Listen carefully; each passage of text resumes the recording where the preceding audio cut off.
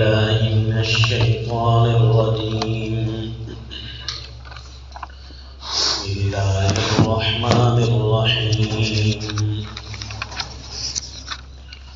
طه ما أنزلنا عليك القرآن لتشقى إلا تذكرة لمن يخشى تنزيلا ممن خلق الأرض والسماوات العلى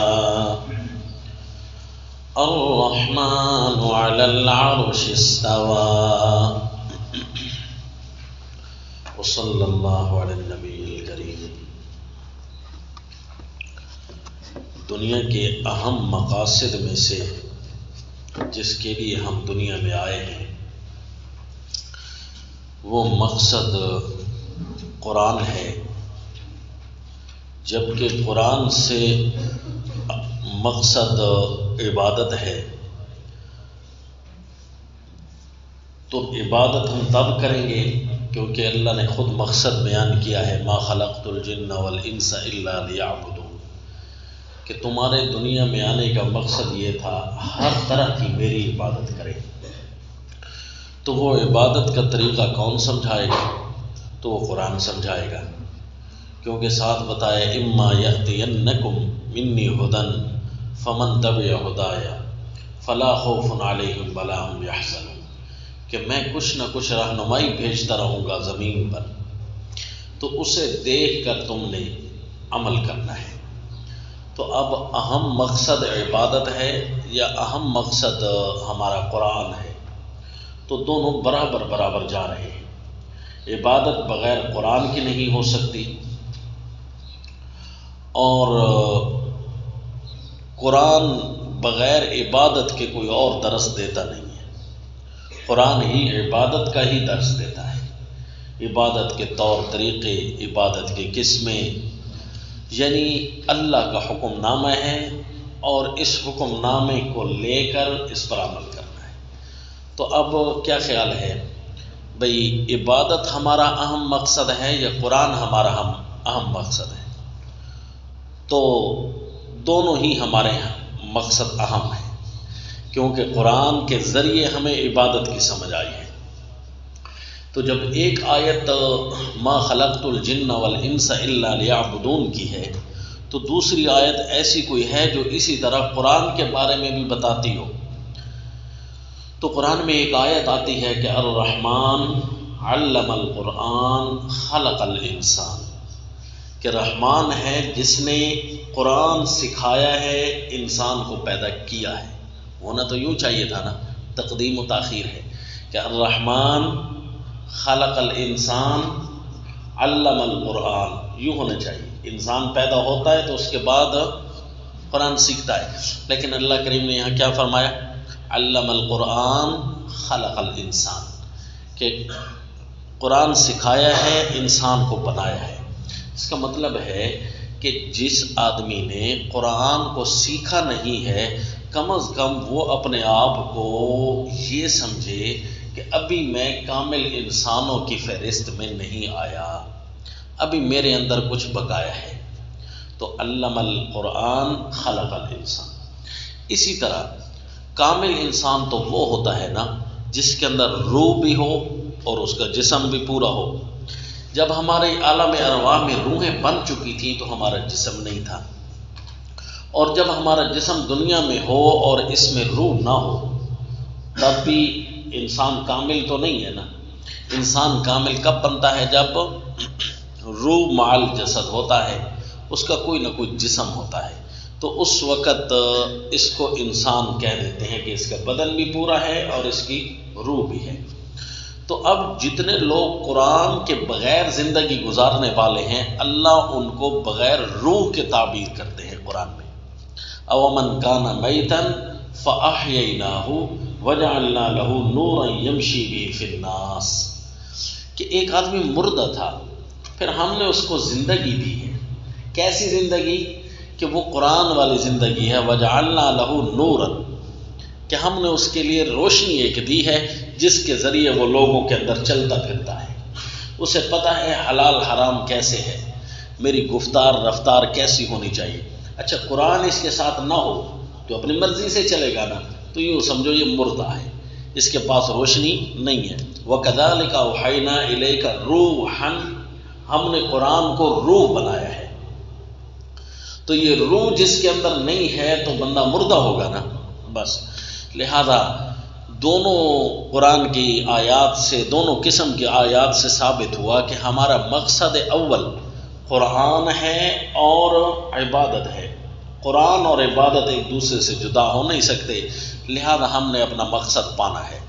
اب بتائیں کہ آپ پر نماز فرض ہو جائے، عبادت خواہ کسی بھی قسم کی ہو، روزہ ہے، حج ہے، جہاد ہے، کوئی بھی عبادت ہے، وہ جب آپ پر فرض ہو جائے اور ہم نہ کریں تو کیا خیال ہے؟ بغیر فرض کے انسان ہے نا، انسان بغیر فرض کے ہے، کیونکہ اس نے مقصد جو تھا وہ تو کیا ہی نہیں۔ تو اب خود بتائیں کہ جب قرآن کے بغیر ہمارے دن گزر رہے ہوں تو مقصد کے بغیر ہو گئے کہ نہ ہو گئے؟ تو اب کتاب اللہ کو جاننا اور جان کر اس کے احکام پر عمل کرنا، یہ تو ہر مسلمان مرد و عورت کے ذمہ ہے۔ ایک ہے علوم قرآن کا وارث ہونا، اس کے لیے الگ آیت قرآن میں موجود ہے، وہ ہر ایک کے ذمہ نہیں ہے۔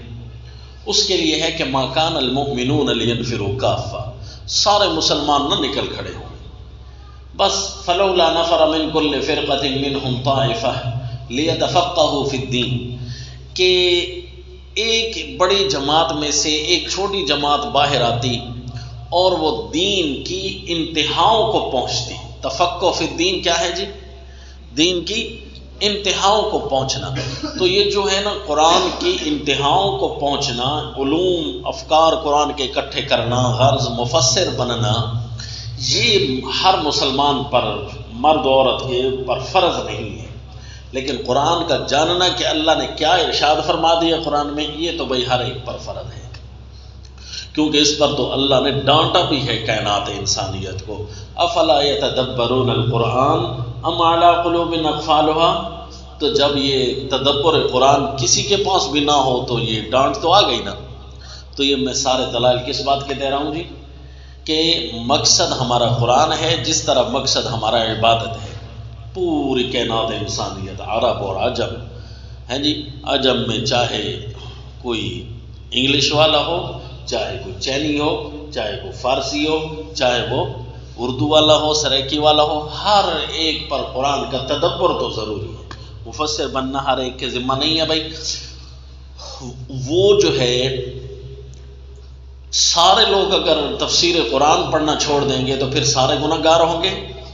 یہ آیت بتا رہی ہے کہ اگر ایک جماعت بڑی جماعت میں سے نکل کر پڑھنے لگ جائے تفسیر قرآن، علوم قرآن، تفقہ فی القرآن، اور گہرائی تک پہنچنا نا، اگر ایک جماعت پڑھنے لگ جائے، دوسروں کو پڑھانے لگ جائے اور دوسرے پھر اس سے، تو یہ کم از کم فرض کفایہ پورا ہو جائے گا۔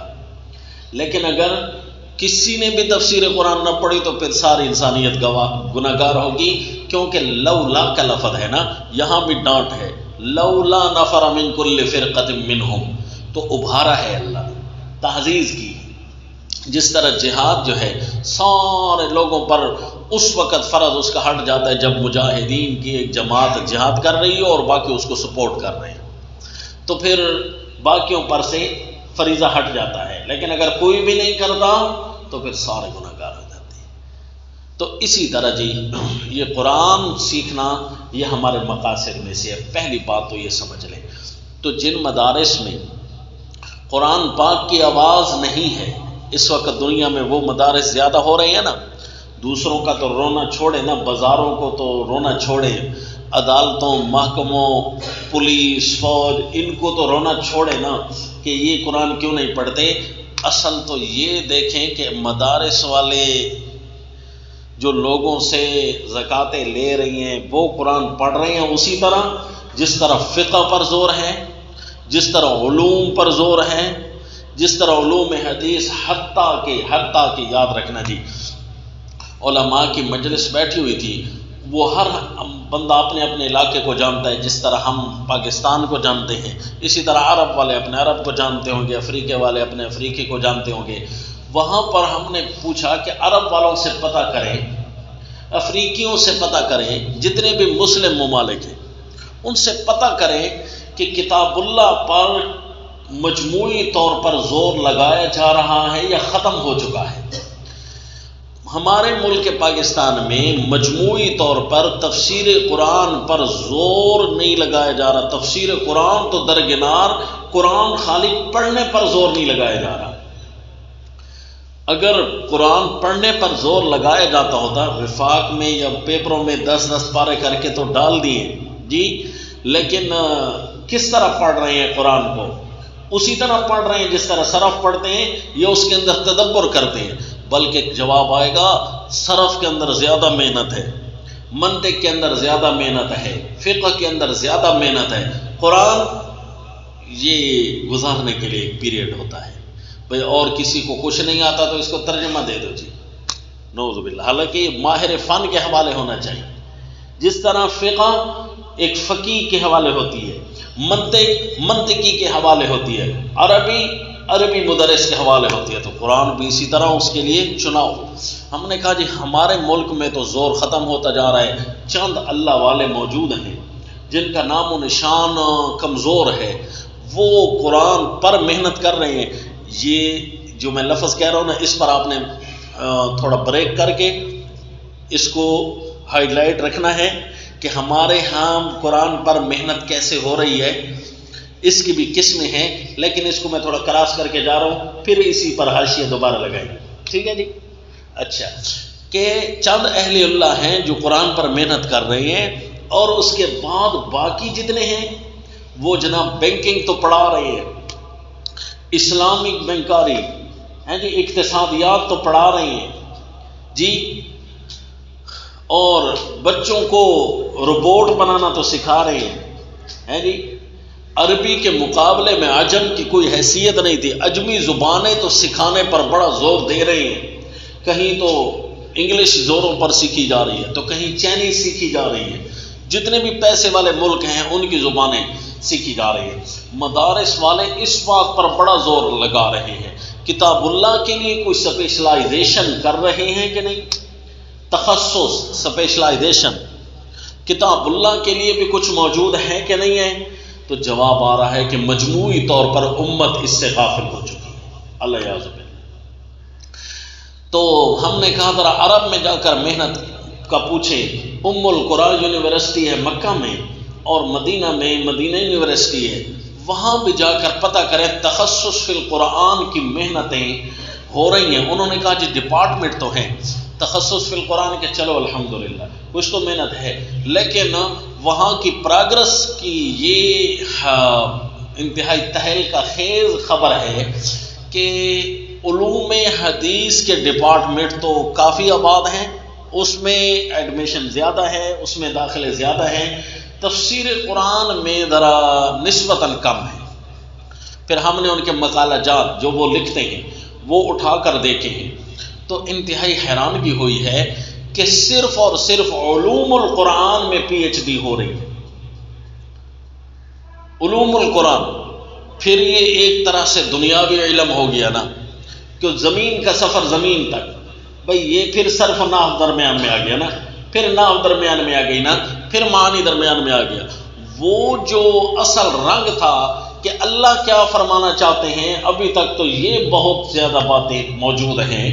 اللہ کی باتیں کوئی اتنی تھوڑی تو نہیں ہے کہ ختم ہو جائیں، بلکہ اللہ کی باتیں اسی رنگ میں اگر کوئی پڑھنا شروع کر دے، تفسیر کے رنگ میں، اسی انداز میں، بعض اوقات جناب تفسیر کو بندے اٹھاتے ہیں، بہت سارے عرب کی بھی تفسیر اٹھا کر بندہ حیران ہو جاتا ہے کہ ان تفاسیر کے اندر ہمیں کچھ نہیں مل رہا، اگر مل رہی ہے تو وہاں علم معنی ملتا ہے، علم صرف ملتی ہے، علم نحو کی بڑی بڑی باتیں ملتی ہیں۔ کل ایک آیت کا مسئلہ بنا تھا تو میں اس ایک آیت پر بیٹھ گیا، شام سے لے کر عشاء تک بیٹھا رہا، بڑی تفسیریں اٹھائیں جناب، عرب کی تفسیریں اٹھائیں، لیکن خاطر خواہ جواب نہ ملا۔ حضرت شیخ القرآن رحمہ اللہ کے ایک چھوٹے سے حاشیے میں ان ساروں کا رد لکھا ہوا تھا، ابھی آئے گا میں آپ کو بتاؤں گا کہ یہ بات تو یوں نہیں ہے، آپ اتنی زیادہ محنتیں کر رہے ہیں، علم معنی والوں سے تو پہلے آیا ہے نا قرآن، علم معنی والوں کو آپ نے داخل کیا ہے، تو جناب ایک بہت بڑا ہمارے ہاں المیہ ہے کہ کتاب اللہ کا جو خاطر خواہ محنت ہونی چاہیے تھی، جس انداز سے علم الحدیث، علوم الرجال ہیں جی، اور اس طرح علوم الفقہ، علوم العربیہ، صرف و نحو، اس پر جتنا زور دکھا رہے ہیں نا، اس سے کہیں زیادہ قرآن پر زور دکھانا چاہیے تھا، اور المیہ ہے کہ وہ زور نہیں دکھایا جا رہا۔ تو ہمارا مقصد اولین کیا تھا؟ عبادت اور قرآن۔ یہ رسول اللہ صلی اللہ علیہ وسلم کے بھی دنیا میں آنے کے مقصد کیا تھے؟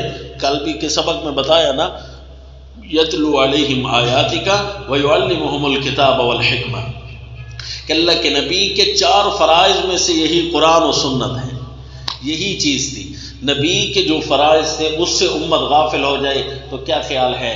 پھر مدارس میں اسلام والے غالب آئیں گے، یا مدارس میں نعوذ باللہ نظام کفر داخل ہونا شروع ہو رہا ہے جی، کفریہ نظام والے غالب آتے جا رہے ہیں جی، وہ اپنے دو پیج اور دھوکے مدارس میں داخل کرنے میں کامیاب ہوتے جا رہے ہیں جی۔ BBA MBA یہ مدارس میں ہو رہا ہے، ڈاکٹریٹ یہ مدارس میں ہو رہا ہے، طب و حکمت مدارس میں پڑھی جا رہی ہے۔ ان کے الگ کالج ہونے کے باوجود، ان کے الگ ڈپارٹمنٹ ہونے کے باوجود، تفسیر و اللہ کی باتیں پڑھنے والی جگہوں پر بھی غیر کے علوم غالب آتے جا رہے ہیں، حالانکہ اللہ نے ہمیں اس لیے تو بھیجا نہیں تھا جی۔ بڑی مشکل میں ڈال رہے ہیں ہم اپنے آپ کو، اللہ یعوذ باللہ۔ اچھا جی، تو اس لیے جناب پہلی بات تو یہ ہم پڑھیں گے کہ ہم یہاں قرآن کا علم حاصل کرنے صرف نہیں آئے، بلکہ قرآن کا مقصد حاصل کرنے آئے۔ کیا حاصل کرنے آئے ہیں جی؟ ہاں، علوم و افکار قرآن کے بے شک بہت سارے ہیں، وہ تو ختم ہونے کا نام نہیں لیں گے، لیکن ہم مقصد حاصل کرنے میں کامیاب ہو جائیں تو ہمارے دور تفسیر کا انشاءاللہ یہ مین پروگرام یہی ہوگا۔ ہم اپنے طلباء کو سارا سال الرٹ کرتے رہتے ہیں کہ مقصد بھی پڑھیں گے انشاءاللہ دور تفسیر میں، اور قرآن کو جب بھی کسی استاد سے پڑھیں تو مقصد بنا کر پڑھیں۔ وہ کیسے مقصد ہوگا یہ انشاءاللہ آپ کو درمیان میں سمجھ آتا شروع ہو جائے گا۔ تو یہ 2 باتیں عرض کی ہیں جی، عبادت اور قرآن، یہ ہمارے مقاصد میں سے، کس چیز میں سے ہیں جی؟ مقاصد۔ اس مقصد کو کمزور نہ ہونے دینا، نہ عبادت میں کبھی کمی آنے دینا اور نہ کبھی قرآن میں کمی آنے دینا۔ سمجھ آئی ہے کہ نہیں؟ ہاں، لہذا یہ محنت ابھی سے سٹارٹ کر لیں۔ اچھا جی، 2 باتیں۔ تیسری بات عرض کرتا ہوں جی کہ جو جتنا عجز و نیاز دکھاتا ہے، عاجزیاں دکھاتا ہے، اتنا وہ اہم ہوتا ہے۔ جس کے سامنے آپ بڑی بڑی لمبی لمبی چھوڑنی شروع کر دیں نا، میں یہ تو میں وہ ہیں جی، تو اگلے آدمی کے دل میں بھی نفرت بیٹھ جاتی ہے۔ اسی طرح ہے نا، کیونکہ متکبر خود اپنی نفرتیں سکھلا رہا ہوتا ہے، تو تکبر سے تو اللہ کو بھی نفرت ہے، اور تکبر ایسی چیز ہے کہ اس سے نقدم بےزتی ہو جاتی ہے کہ اگلے بندہ فوراً کہتا ہے ہوں دیکھنا بڑا بن رہا ہے جی۔ تو اسی طرح جب اللہ کے قرآن کے سامنے آئیں گے تو ہم انتہا درجے کی عاجزی دکھائیں گے۔ وہ انتہا درجے کی عاجزی کیا ہوتی ہے؟ کہ ہم اپنے اللہ کے سامنے خالی دل لے کر آئے ہیں، تاکہ قرآن کی باتیں ہمارے دلوں میں اسی طرح داخل ہو جائیں جس طرح اللہ نے نازل کیا ہے۔ وہ مزاج، وہ مٹھاس، وہ لطافت اسی طرح ہمارے ذہنوں میں آئے جس طرح اللہ خود چاہتے ہیں۔ سمجھا جی؟ تو یہ بیٹھتے ہوئے آپ نے یہی روزانہ سبق کے شروع میں سوچنا ہے۔ تو ہر سال میں اپنے ساتھیوں کو بتاتا رہتا ہوں کہ جیسے ہی ہم حدیث کا سبق پڑھتے ہیں یا قرآن کا سبق پڑھتے ہیں تو ہم مراقبہ کرتے ہیں۔ کیا کرتے ہیں جی؟ یہ مراقبے کا مطلب کہ یہی بات ذہن میں داخل کر دیتے ہیں کہ انشاءاللہ ہم اپنے دل کو واضح صاف کر کے بیٹھے ہیں، اللہ کے حضور محتاج بن کر آئے ہیں، ہم کچھ نہیں ہیں، سب کچھ دینے والی ذات اللہ کی ہے، اور اللہ ہر چیز پر قادر ہے۔ تو میرے دل پر بھی قرآن کو جمع کرنے پر قادر ہے، تو میرا تعلق ملأ اعلیٰ سے ہے، سب سے عمدہ ترین محفل میں بیٹھا ہوا ہوں جی، وہاں سے ملأ اعلیٰ سے براہ راست قرآن کا فیض میرے دل پر نازل ہو رہا ہے۔ یہ روزانہ کے سبق میں آپ نے نیت کر کے بیٹھنا ہے انشاءاللہ۔ کتنی باتیں ہو گئی جی؟ 3 باتیں ہو گئی۔ مقصد عبادت ہے، مقصد قرآن ہے، اور اسی طرح بیٹھتے ہوئے محتاج بن کر فیضان کے حصول کا اپنے اللہ کے سامنے قرآن کے فیض کے حصول کی نیت کر کے بیٹھنی ہے۔ تو انشاءاللہ کل بھی آپ کو عرض کیا، سبق ختم ہونے تک آپ کے اوپر سستی کاہلی یہ قریب نہیں آنے پائے گی۔ کیوں جی؟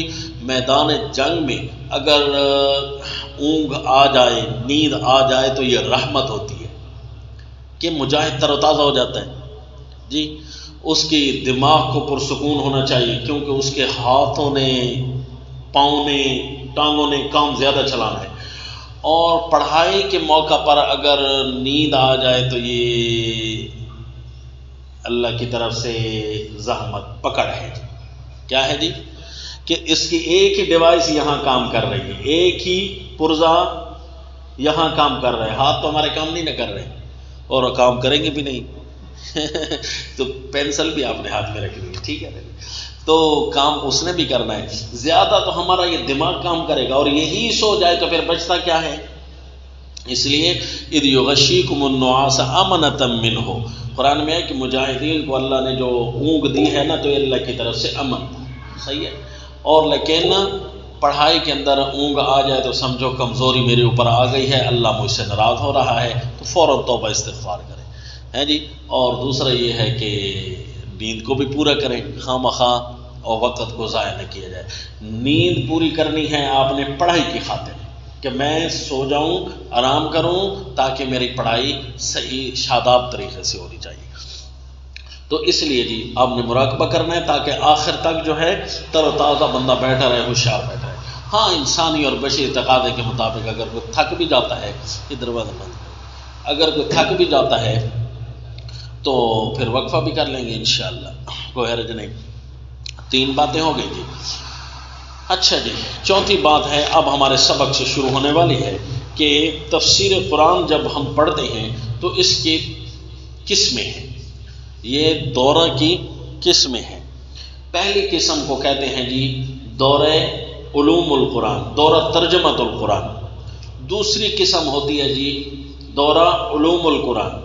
تیسری قسم ہوتی ہے دورہ تفسیر القرآن، اور چوتھی قسم ہوتی ہے دورہ خلاصۃ و تفسیر القرآن۔ کتنی قسمیں ہو گئی جی؟ 4 قسمیں ہو گئیں۔ پہلی قسم ہوتی ہے جی دورہ ترجمۃ القرآن۔ دورہ ترجمۃ القرآن کا مطلب یہ ہے کہ سارا کا سارا قرآن کا متن پڑھا جائے، اس کے ترجمے پر پورا کا پورا زور لگایا جائے، اس کے جتنے بھی الفاظ سامنے آئے ہیں، کچھ مترادف ہیں، کچھ متضاد ہیں، ان ساروں کا الگ الگ حل نکالا جائے۔ یہاں پر اس لفظ کا یہ معنی ہے تو دوسری جگہ معنی تبدیل کیوں ہے، وہاں پر یہ لفظ ہے اس معنی کے لیے اور دوسری جگہ اسی معنی کے لیے یہ لفظ کیوں آیا، تو یہ سارا کا سارا دورہ ترجمۃ القرآن ہوتا ہے۔ اور اس کے لیے کتنا ٹائم لگتا ہے جی؟ تقریباً ہے جی 2 سال یا 3 سال لگنے چاہیے۔ کتنے سال جی؟ ہاں جی، دورہ ترجمۃ القرآن 2 مہینے میں شارٹ تو پورا ہو جاتا ہے۔ شارٹ کا مطلب روزانہ 18 گھنٹے 16 گھنٹے پڑھنا پڑتا ہے، اور پھر بہت ساری چیزیں ایسی ہوتی ہیں جو بندہ بیان نہیں بھی کر سکتا، ٹائم نہیں بچتا، پھر بھی اس کو چھوڑنا پڑتا ہے۔ تو یہ دورہ ترجمۃ القرآن ایک مشکل اور اہم کام ہے جی۔ آسان ترتیب کے لحاظ سے تو کم از کم اس کے لیے 3 سال چاہیے، اللہ توفیق دے گا تو انشاءاللہ یہ بھی پڑھیں گے، سمجھا جی۔ اور سارا سال ہم یہی تو پڑھتے ہیں دورہ ترجمۃ القرآن، صحیح ہے جی۔ اور اس کے لیے دورہ ترجمۃ القرآن کے ساتھ ساتھ روزانہ کا جو درس ہم دیتے ہیں، آپ کہیں دیتے ہیں، تو وہ بھی دورہ ترجمۃ القرآن کا حصہ ہوتا ہے۔ اور دوسرا ہوتا ہے جی دورہ علوم القرآن۔ دورہ علوم القرآن میں یہ ہوتا ہے کہ وہ ڈھیر سارے قرآن کے نکات بیان کیے جاتے ہیں۔ کیا بیان کیا جاتا ہے جی؟ نکات، جن کا تعلق براہ راست تفسیر سے نہیں ہوتا۔ علوم القرآن پر لکھی جانے والی موٹی موٹی کتابیں، بہت اچھی اور انتہا درجے کی جو جامع کتاب ہے نا، تو وہ تفسیر اتقان ہے، جو وحدت المدارس کے نصاب میں بھی شامل ہے، منتخبات الاتقان۔ تو تفسیر الاتقان علامہ سیوطی رحمہ اللہ وہ خود بھی اس کتاب پر کافی رشک کرتے ہیں، اپنی کتاب میں لکھتے ہیں۔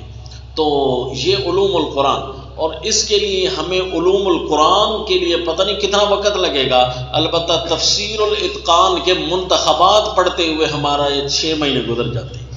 کتنے گزر جاتے ہیں جی؟ 6 مہینے۔ بہرحال اس کے لیے بھی کم از کم 3 نہیں تو 1 سال تو کھرا چاہیے دورہ علوم القرآن کے لیے جی، 1 سال تو کھرا چاہیے۔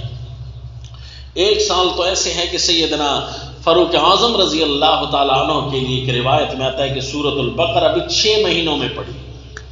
اب خود بتائیں کیا پڑھا ہوگا انہوں نے، یعنی بعض اوقات تو قرآن میں ذائقے اس کے مل جاتے ہیں، اللہ کریم ہمیں بھی وہ نصیب فرمائے۔ جی سیدنا فاروق اعظم رضی اللہ تعالیٰ عنہ جب دنیا سے رخصت ہوئے تو فقیہ الصحابہ سیدنا عبداللہ ابن مسعود رضی اللہ تعالیٰ عنہ نے فرمایا آج دنیا سے 9 حصے علم اٹھ چکا ہے۔ اس کا مطلب ہے باقی صحابہ جتنے بھی علوم و افکار رکھتے ہیں وہ اس کا گویا 10واں حصہ ہیں، تو ایک فقیہ ہی اس تہ تک پہنچ سکتے ہیں۔ تو سیدنا عبداللہ ابن مسعود وہ شخصیت ہیں رضی اللہ تعالیٰ عنہ کہ اللہ کے نبی نے فرمایا قرآن پڑھنا ہو تو چند صحابہ کا نام لیا، ان میں ایک حضرت عبداللہ ابن مسعود رضی اللہ تعالیٰ عنہ کا بھی نام لیا، تو وہ سمجھتے ہیں نا کہ بہت ساری چیزیں وہ ساتھ لے کر چلے گئے جی۔ تو اب علوم قرآن کے لیے پتہ نہیں کتنا وقت لگتا ہوگا، لہذا ہم تو اس کی حد بندی کر رہے ہیں تفسیر اتقان جیسی کتابوں کو دیکھ کر کہ 1 سال شاید لگتا ہو ہے جی، لیکن یہ ہے دورہ علوم القرآن۔ دورہ علوم القرآن بھی ان 2 مہینوں میں ہونا مشکل ہے۔ دورہ علوم القرآن میں قرآن کے نقطے بیان کر کر کر کے بندہ تھک جاتا ہے، 18 گھنٹے 16 گھنٹے 12 گھنٹے روزانہ کلاس لگائے گا ہے جی، اپنی وسعت سے زائد اسے محنت کرنی پڑے گی، پھر بھی بہت ساری چیزیں رہ جائیں گی۔ وہ خود سبق کے بعد کہیں گے بھائی پیاس رہ گئی، پیاس بجھی نہیں، کیوں جی چیز ہی ایسی ہے۔ دورہ علوم القرآن تو یہ بہت مہنگا دورہ ہوتا ہے جی، 2 مہینوں میں پورا ہونا یہ ناممکن ہے، بہت ساری چیزیں قلم زد کرنی پڑتی ہیں۔ اور تیسرا ہوتا ہے جی دورہ تفسیر القرآن۔ کیا ہوتا ہے جی؟ تفسیر القرآن نہ بلکہ دورہ تفسیر القرآن، سمجھا جی، جو کہ ہم پڑھیں گے، جو کہ ہم دورہ علوم القرآن بھی بہت سارے نکات ایسے ہوں گے جو ہم کر ہی نہیں سکیں گے۔ ترجمہ دورۃ القرآن کا بھی کوئی وعدہ نہیں ہے، بلکہ بہت ساری چیزیں آپ کو بغیر ترجمہ کے گزریں گی اور آپ خود محسوس کریں گے کہ واقعی جی یہاں ہم ترجمہ کرتے ہیں تو یہ تو ٹائم جاتا ہے۔ تو یہ دورہ تفسیر القرآن، دورہ تفسیر القرآن وہ چیز ہے جو میں شروع میں عرض کر رہا تھا کہ ہمیں اللہ نے مقاصد جو دیے ہیں، عبادت ہے یا قرآن ہے، تفسیر القرآن اسی مقصد کے ساتھ ریلیٹڈ ہے، متعلق ہے۔ یعنی اگر تفسیر القرآن کی مہارت آپ کو ہے، علوم القرآن میں نے کہا عرب میں بڑا پڑھا جا رہا ہے، ترجمۃ القرآن یہ تو قرآن کی عبارت کے لیے ضروری ہے، لیکن ایک ہے تفسیر القرآن کہ قرآن کی ایک آیت کا الگ مطلب ہے جب وہ نازل ہو رہی تھی، اس کا کل کے سبق میں بھی اشارہ کیا، لیکن جب وہ اگلی اور پچھلی آیت کے ساتھ اس کو وضع کیا گیا، رکھا گیا، تو پھر ایک اور پیغام موصول ہوا، پھر ایک اور نقطہ حاصل ہوا۔ وہ کیا نقطہ ہے؟ اللہ نے یہاں رکھوایا کیوں؟ حالانکہ یہ آیت پہلے نازل ہوئی، وہ آیت بڑی بعد میں نازل ہوئی، پھر اللہ تعالیٰ نے ایک آیت ایک سورت پہلے نازل ہوئی، ایک بہت بعد میں نازل ہوئی، سورۃ الفاتحہ بعد میں نازل ہوئی، سورہ علق پہلے نازل ہوئی، لیکن وہ کہاں آخر میں، اور سورۃ الفاتحہ رکھنے میں کہاں پہلے آ گئی؟ یہ کیوں؟ اس کیوں کے حل کرنے کا نام ہے جی تفسیر القرآن۔ کیا ہے جی؟ لیکن یہ اس کے لیے تو ساری زندگی چاہیے، اس کے لیے 1 سال 2 سال، تفسیر القرآن کے لیے تو ساری زندگی چاہیے، پڑھتے ہی پڑھتے رہنا چاہیے۔ تفسیر کہتے ہیں روشنی ڈالنا، آیت کی روشنی کہاں کہاں تک جاتی ہے، اس کے لیے تو فرشتے بھی حیران ہوں گے کہ اللہ کی کلام ہے نا جی، اس کی چھوٹی روشنی تو ہے نہیں تو بڑی روشنی ہے۔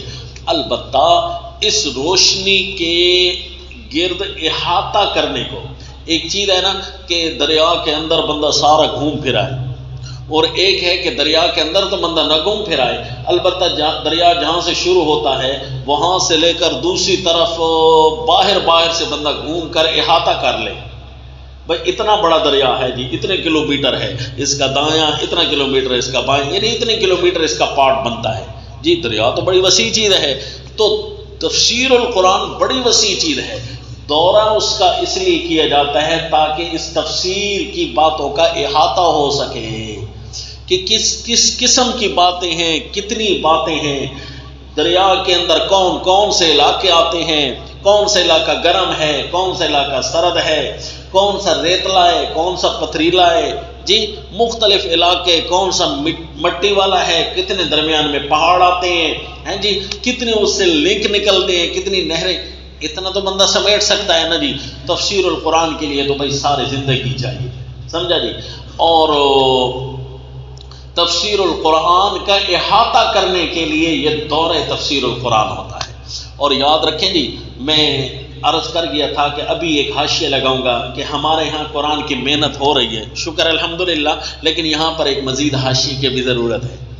وہ یہ ہے کہ ہمارے ہاں دورہ تفسیر القرآن کی محنت پھر بھی سوالیہ نشان بنتی جا رہی ہے۔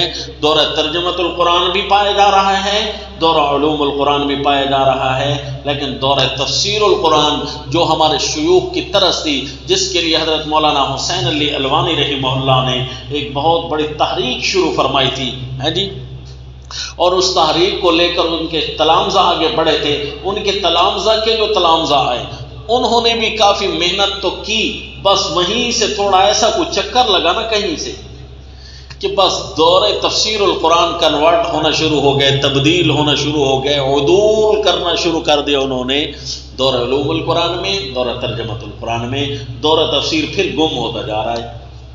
بڑی جگہ ہم نے سروے کیا ہے، اس میں کوئی غصہ والی بات نہیں ہونی چاہیے یا کسی پر ہیٹ نہیں ہونا چاہیے کہ جی آپ تو دورہ تفسیر القرآن کی نفیاں کر رہے ہیں۔ ہم نفی نہیں کر رہے بلکہ تھوڑا سا جھنجھوڑ رہے ہیں۔ بہت ساری جگہ ایسی ہوں گی جو ہماری معلومات میں نہیں ہے نا، جہاں تفسیر القرآن کو انشاءاللہ پڑھا جا رہا ہوگا، لیکن ہمارے ہاں جو سامنے ایسی جگہیں موجود ہوتی ہیں، وہاں جہاں تک ہم نے ان کا جا کر مطالعہ کیا ہے تو ہماری یہ پیاس باقی رہ گئی ہے کہ دورہ تفسیر القرآن کی تو باتیں بہت ساری چھوڑتے جا رہے ہیں۔ ابھی تو بہت سارے خانے خالی تھے، ضرورت کے خانے، علوم القرآن چھیڑ رہے ہیں، یہ زوائد ہے جی۔ اور اسی طرح ترجمۃ القرآن کی باتیں چھیڑ رہی ہیں، چلو یہ تو بنیادی چیز ہو گئی، اور تفسیر القرآن یہ تو قرآن کے مربوط انداز کا ایک نام ہے، یہ تو چھوٹتا جا رہا ہے جی، یہ تو نہیں مل رہا۔ حضرت رئیس المفسرین مولانا حسین علی الوانی رحمہ اللہ اسی ایک کمی کی باعث کافی پریشان ہوا کرتے تھے کہ یہ کمی کیوں پائی جا رہی ہے، جو اللہ فرمانا چاہ رہے ہیں۔ علوم القرآن سے تو بھری ہوئی چیزیں ہیں، لفظی سے بھری ہوئی تفاسیر موجود ہیں، لیکن جو اصل اور اہم تھا اس سے لگتا تو یہ ہے کہ شاید بہت ساری تفاسیر اشارے صرف کرتے جا رہے ہیں، بڑے مفسرین اس کے اشارے تو کرتے جا رہے ہیں، لیکن بہت ساری چیزیں خالی پڑی ہیں۔ تو فرماتے ہیں کہ میں انہی پریشانیوں میں سویا ہوا تھا تو مجھے سیدنا علی رضی اللہ تعالی عنہ انہوں نے تفسیر قرآن تحفے میں دی۔ میں نے دیکھا کہ ایک جلد میں ہے، تو میں نے ان سے پوچھا یہ سارے قرآن کی تفسیر ہے؟ انہوں نے کہا یہ سارے قرآن کی تفسیر۔ تو کہتے ہیں میں حیران ہوا کہ سارے قرآن کی تفسیر کیسی ہے؟ جب انہوں نے سارے قرآن کی تفسیر اسی انداز میں لکھی نا تو وہ اس سے بھی چھوٹی سی نکلی، تفسیر بے نظیر کے نام سے، اس سے بھی چھوٹی سی نکلی۔ انہوں نے کہا بڑا احاطہ، بہت آسان طریقے سے اللہ کی باتوں کا احاطہ ہو جاتا ہے۔ تو تفسیر بے نظیر انہوں نے اسی مقصد کے لیے لکھی ہے کہ یہ جو تیسرا قسم کا دورہ ہے نا، یہ چھوٹتا نظر آ رہا ہے، اور جو اللہ فرمانا چاہتے ہیں اس فرمان سے کم از کم بندہ پہلے متعارف ہو جائے، تو اس کے بعد بے شک دورہ علوم القرآن پڑھیں، اس کے بعد جتنا مرضی علوم و افکار اکٹھا کریں، بنیاد تو ہونی چاہیے نا۔ اور تیسری چیز ایسی ہے جی، دورہ خلاصت و تفسیر، چوتھی چیز دورہ خلاصۃ و تفسیر القرآن، دورہ ترجمۃ القرآن، دورہ علوم القرآن اور دورہ تفسیر القرآن، اور چوتھی چیز کیا ہے جی؟ دورہ خلاصۃ و تفسیر القرآن۔ دورہ خلاصہ کیا ہوتا ہے جی؟ خلاصہ یہ ہے کہ چند مضامین کا صرف سیر کرائی جاتی ہے۔ مثلا یہ ہم سورت پڑھیں گے نا، سورۃ طٰہٰ، اس کے مضامین کو ایک ایک آیت پر ہم لگائیں گے، اس کے ربط کو انشاءاللہ لگائیں گے، پڑھیں گے کہ فلاں آیت اس مضمون کے اندر کیوں آ رہی ہے، حالانکہ بظاہر تو یہ ربط اس کا نظر نہیں آ رہا، یہ لفظ یہاں اس صورت میں آیا، اسی طرح حضرت موسیٰ علیہ السلام کا واقعہ دوسری صورت میں بیان ہوا، یہ لفظ وہاں تو نہیں آیا، آخر یہاں اللہ فرمانا کیا چاہتے ہیں، اس مراد تک پہنچنا ہے۔ تو اس کو تو کہتے ہیں دورہ تفسیر القرآن، لیکن جب دورہ خلاصۃ القرآن پڑھا جائے گا اس میں صرف مضامین پڑھے جاتے ہیں کہ یہاں سے لے کر یہاں تک یہ مضمون ہوگا، اس کے اندر ایک ایک آیت کو مضمون پر منطبق نہیں کیا جاتا وقت تھوڑا لگانے کی خاطر، صرف ضروری احکام بتائے جاتے ہیں، اللہ کریم یہاں یہ فرمانا چاہتے ہیں، تو دورہ خلاصۃ القرآن اس کو کہتے ہیں۔ 4 دوروں کی سمجھ آ گئی جی؟ ہے جی، بس یہی ایک وجہ ہے کہ جو ہماری بھی پریشانی کا باعث بنی رہی بڑا عرصہ، کہ ہم سمجھتے تھے کہ یہ دورے کہاں سے کہاں جا رہے ہیں، پھر جب ان کی وجہ و ضبط اکٹھی کی کہ اچھا بھی یہ 4 قسم کے دورے ہوتے ہیں، کوئی کیا پڑھا رہا ہوتا ہے تو کوئی کیا پڑھا رہا ہوتا ہے، تو ایک دورہ ترجمۃ القرآن، دورہ علوم القرآن، دورہ تفسیر القرآن، دورہ خلاصۃ و تفسیر القرآن۔ اب ہم کون سا دورہ پڑھیں گے جی؟ دورہ تفسیر القرآن پڑھیں گے، ٹھیک ہے۔ جب وقت ہم دیکھیں گے کہ بالکل شارٹ ہوتا جا رہا ہے، ساری آیتیں منطبق نہیں ہوتی، تو پھر ہم کیا شروع کر دیتے ہیں؟ دورہ خلاصۃ و تفسیر القرآن۔ تو بھائی اب آپ نے توجہ فرمانی ہے، ہم انشاءاللہ دورہ تفسیر القرآن کی طرف آتے ہیں، اللہ ہماری مدد کرے گا، ہم ان باتوں تک پہنچنے کی کوشش کریں گے جو ہم سمجھتے ہیں کہ اللہ کریم ہمیں سمجھانا چاہ رہے ہیں، وہ باتیں کیا ہیں جی۔ کل کے سبق میں بھی اس کا اشارہ کیا تھا، پھر سے اس کے اشارے کو تازہ کر لیں کہ جب آیت الگ الگ نازل ہوئی، ایک ایک آیت، 2 آیتیں، چند آیتیں کر کے نازل ہوئی، تو اس وقت ان آیتوں کے اندر جو مطلب اللہ کریم بیان فرما رہے تھے وہی مطلب ہے، لیکن ایک دوسرا مطلب بھی اللہ کریم نے بھیجا، یعنی ایک دوسرا فائدہ بھی اللہ کریم نے بھیجا۔ وہ کب بھیجا؟ جب یہ وحی کی کہ قرآن کی اس آیت کو فلاں صورت کے اندر رکھ دو، تو اس وقت ایک اور معنی اور مطلب بھی نکل آیا جو پہلے مطلب کے خلاف نہیں تھا، بلکہ پہلے مطلب کو مزید فراخ کیا گیا ہے۔ تو اس کا ایک اشارہ اس بحث کا کیا ہے تفسیر اتقان میں علامہ سیوطی رحمہ اللہ نے، تو بہرحال انہوں نے اسی کی طرف اشارہ کیا کہ آیات کے معنی اور مطالب کیسے عمدہ ہوتے ہیں۔ چنانچہ دیکھتے ہیں جی، اعوذ باللہ من الشیطان الرجیم، بسم اللہ الرحمن الرحیم، طٰہٰ ما انزلنا علیک القرآن لتشقیٰ۔ ہر صورت کا اپنے ماقبل صورت کے ساتھ جوڑ ہوتا ہے اور ربط ہوتا ہے۔ ربط نام کا بھی بیان کیا جاتا ہے، اور ربط جو ہے مضمون کا مضمون کے ساتھ بھی کیا جاتا ہے۔ نام کے ربط کو ربط نامی یا اسمی ربط کہتے ہیں، اور مضمون کا مضمون کے ساتھ جو ربط ہوتا ہے اس کو معنوی ربط کہتے ہیں جی۔ اسمی ربط کیا ہے، نامی ربط کیا ہے اس صورت کا؟ پچھلی صورت سورہ مریم میں تھا، اور اس صورت کا نام ہے سورہ طٰہٰ۔ سورہ مریم میں فرمایا کہ بی بی مریم کی طرح اللہ بغیر اسباب کے غیبانہ امداد کرے گا، اور سورہ طٰہٰ میں ہے کہ اے طٰہٰ مسئلے کو واضح اور بہادرانہ طریقے سے بیان کیجئے، اللہ آپ کی بھی اسی طرح مدد کرے گا، اگرچہ اسباب کٹ جائیں گے، غیبانہ اللہ تمہاری مدد کرے گا، کوئی پرسان حال نہیں ہوگا، تب بھی اللہ تمہارے ساتھ ہے۔ یہ نام کا ربط ہو گیا جی۔ سورہ مریم میں کیا تھا جی؟ اللہ غیبانہ بغیر اسباب کے مدد کرے گا، بظاہر اسباب کٹ جائیں گے۔ اور سورہ طٰہٰ میں کیا ہوگا؟ اے طٰہٰ مسئلے کو، یہ آپ صلی اللہ علیہ وسلم کا لقب ہے، مسئلے کو بڑی تفصیل اور وضاحت کے ساتھ بیان فرمائیں، بہادری کے ساتھ بیان کریں، اللہ آپ کی بھی اسی طرح غیبانہ مدد کرے گا، بظاہر اسباب ٹوٹ کیوں نہ جائیں اللہ پھر بھی مدد کرے گا۔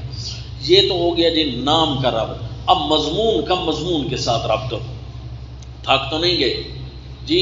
ہوشیاری سے بیٹھے ہیں نا جی. ہاں تھکنے لگا کریں تو دعا مانگ لیا کریں، اے اللہ میں تھکنے لگا ہوں ہے جی، میری طاقت سے باہر ہوتا جا رہا ہے اور قرآن تو ابھی بھی پڑا ہوا ہے، اے اللہ مجھے توفیق نصیب فرما. پھر دیکھیں اللہ اپنی رحمت کے دریا بہا دیتی. پڑھتا تھوڑا ہے بندہ لیکن اللہ علم میں برکات زیادہ نصیب فرماتے ہیں جی. اللہ سے مانگ مانگ کر چلے.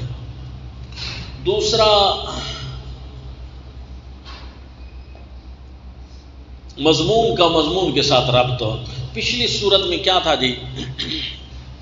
سورۃ الکہف سے عنوان چلا کہ دنیا میں بھی تمہارا مشکل کشا، حاجت روا، مالک و مختار، حاکم صرف اللہ ہے. اور سورہ مریم میں انبیاء اولیاء فرشتوں کے تذکرے کر کے فرمایا یہ مدد کرنا تو ان کا درکنار، یہ خود اپنے امدادیں اللہ سے مانگ رہے ہیں، یہ خود اللہ کے سامنے عاجز اور محتاج ہیں. لوگ کہتے ہیں انبیاء اولیاء حاجت روا ہیں، مشکل کشا ہیں. تو سورہ مریم میں کیا تھا جی؟ کہ ان کا مدد کرنا، مشکل کشا ہونا تو درکنار، یہ اپنے اپنی ضروریات میں اپنے اللہ سے امداد مانگ رہے ہیں، یہ اپنے اللہ کے سامنے عاجز ہیں، انبیاء اولیاء ہوں یا فرشتے ہوں. یہ جی اب سورۃ طٰہٰ جب آئی نا تو اس کے اندر کیا مضمون بیان ہوگا؟ اب دیکھو نا مضمون کا مضمون کے ساتھ رابطہ لگتا جا رہا ہے. ایک ایک جملے میں ساری صورتیں آپس میں پروئی جا رہی ہیں، جس طرح موتیوں کا ہار آپس میں پرویا ہوا ہوتا ہے. تو اسی طرح سورہ مریم میں جب یہ تھا کہ انبیاء اولیاء فرشتے یہ حاجت روا اور مشکل کشا نہیں، بلکہ یہ تو اپنی اپنی مصائب میں، ضروریات میں اللہ سے امداد مانگ رہے ہوتے ہیں اور اللہ کے سامنے عاجز ہیں. تو سورۃ طٰہٰ کا مضمون یہ ہوگا اسی مسئلے کو بہادرانہ طریقے سے پہنچائیں، جس طرح سیدنا موسیٰ علیہ الصلوۃ والتسلیم نے پہنچایا. اور ہوشیار رہنا، شیطان دشمنی دکھائے گا جس طرح سیدنا آدم علیہ الصلوۃ والتسلیم کے ساتھ دشمنی دکھائی. بہادرانہ طریقے سے اس مسئلے کو پہنچانا ہے، قرآن سے اعراض نہ ہونے دینا، ڈر کر دنیا کی لالچ کی وجہ سے اعراض نہ آنے دینا قرآن سے. بس جی یہ مضمون کا مضمون کے ساتھ رابطہ لگ گیا کہ مسئلہ بہادرانہ طریقے سے پہنچانا ہے. تو بڑا آسان بات ہے جی، یا آپ نے زبان یاد کرنی ہے، کہو انشاءاللہ ہے جی. سبق کے بعد ایک دوسرے سے جس کو جتنا زیادہ شوق ہے وہ اتنا زیادہ مضامین کو یاد کر لے گا. ایک دوسرے کو تھوڑی دیر سنایا کریں کہ اس کا ربط مجھ سے سن لیں، اس کے مضامین مجھ سے سن لیں، تاکہ کم از کم جو تفسیر کا جو اصل ملکہ ہے وہ تو یاد ہونا شروع ہو جائے.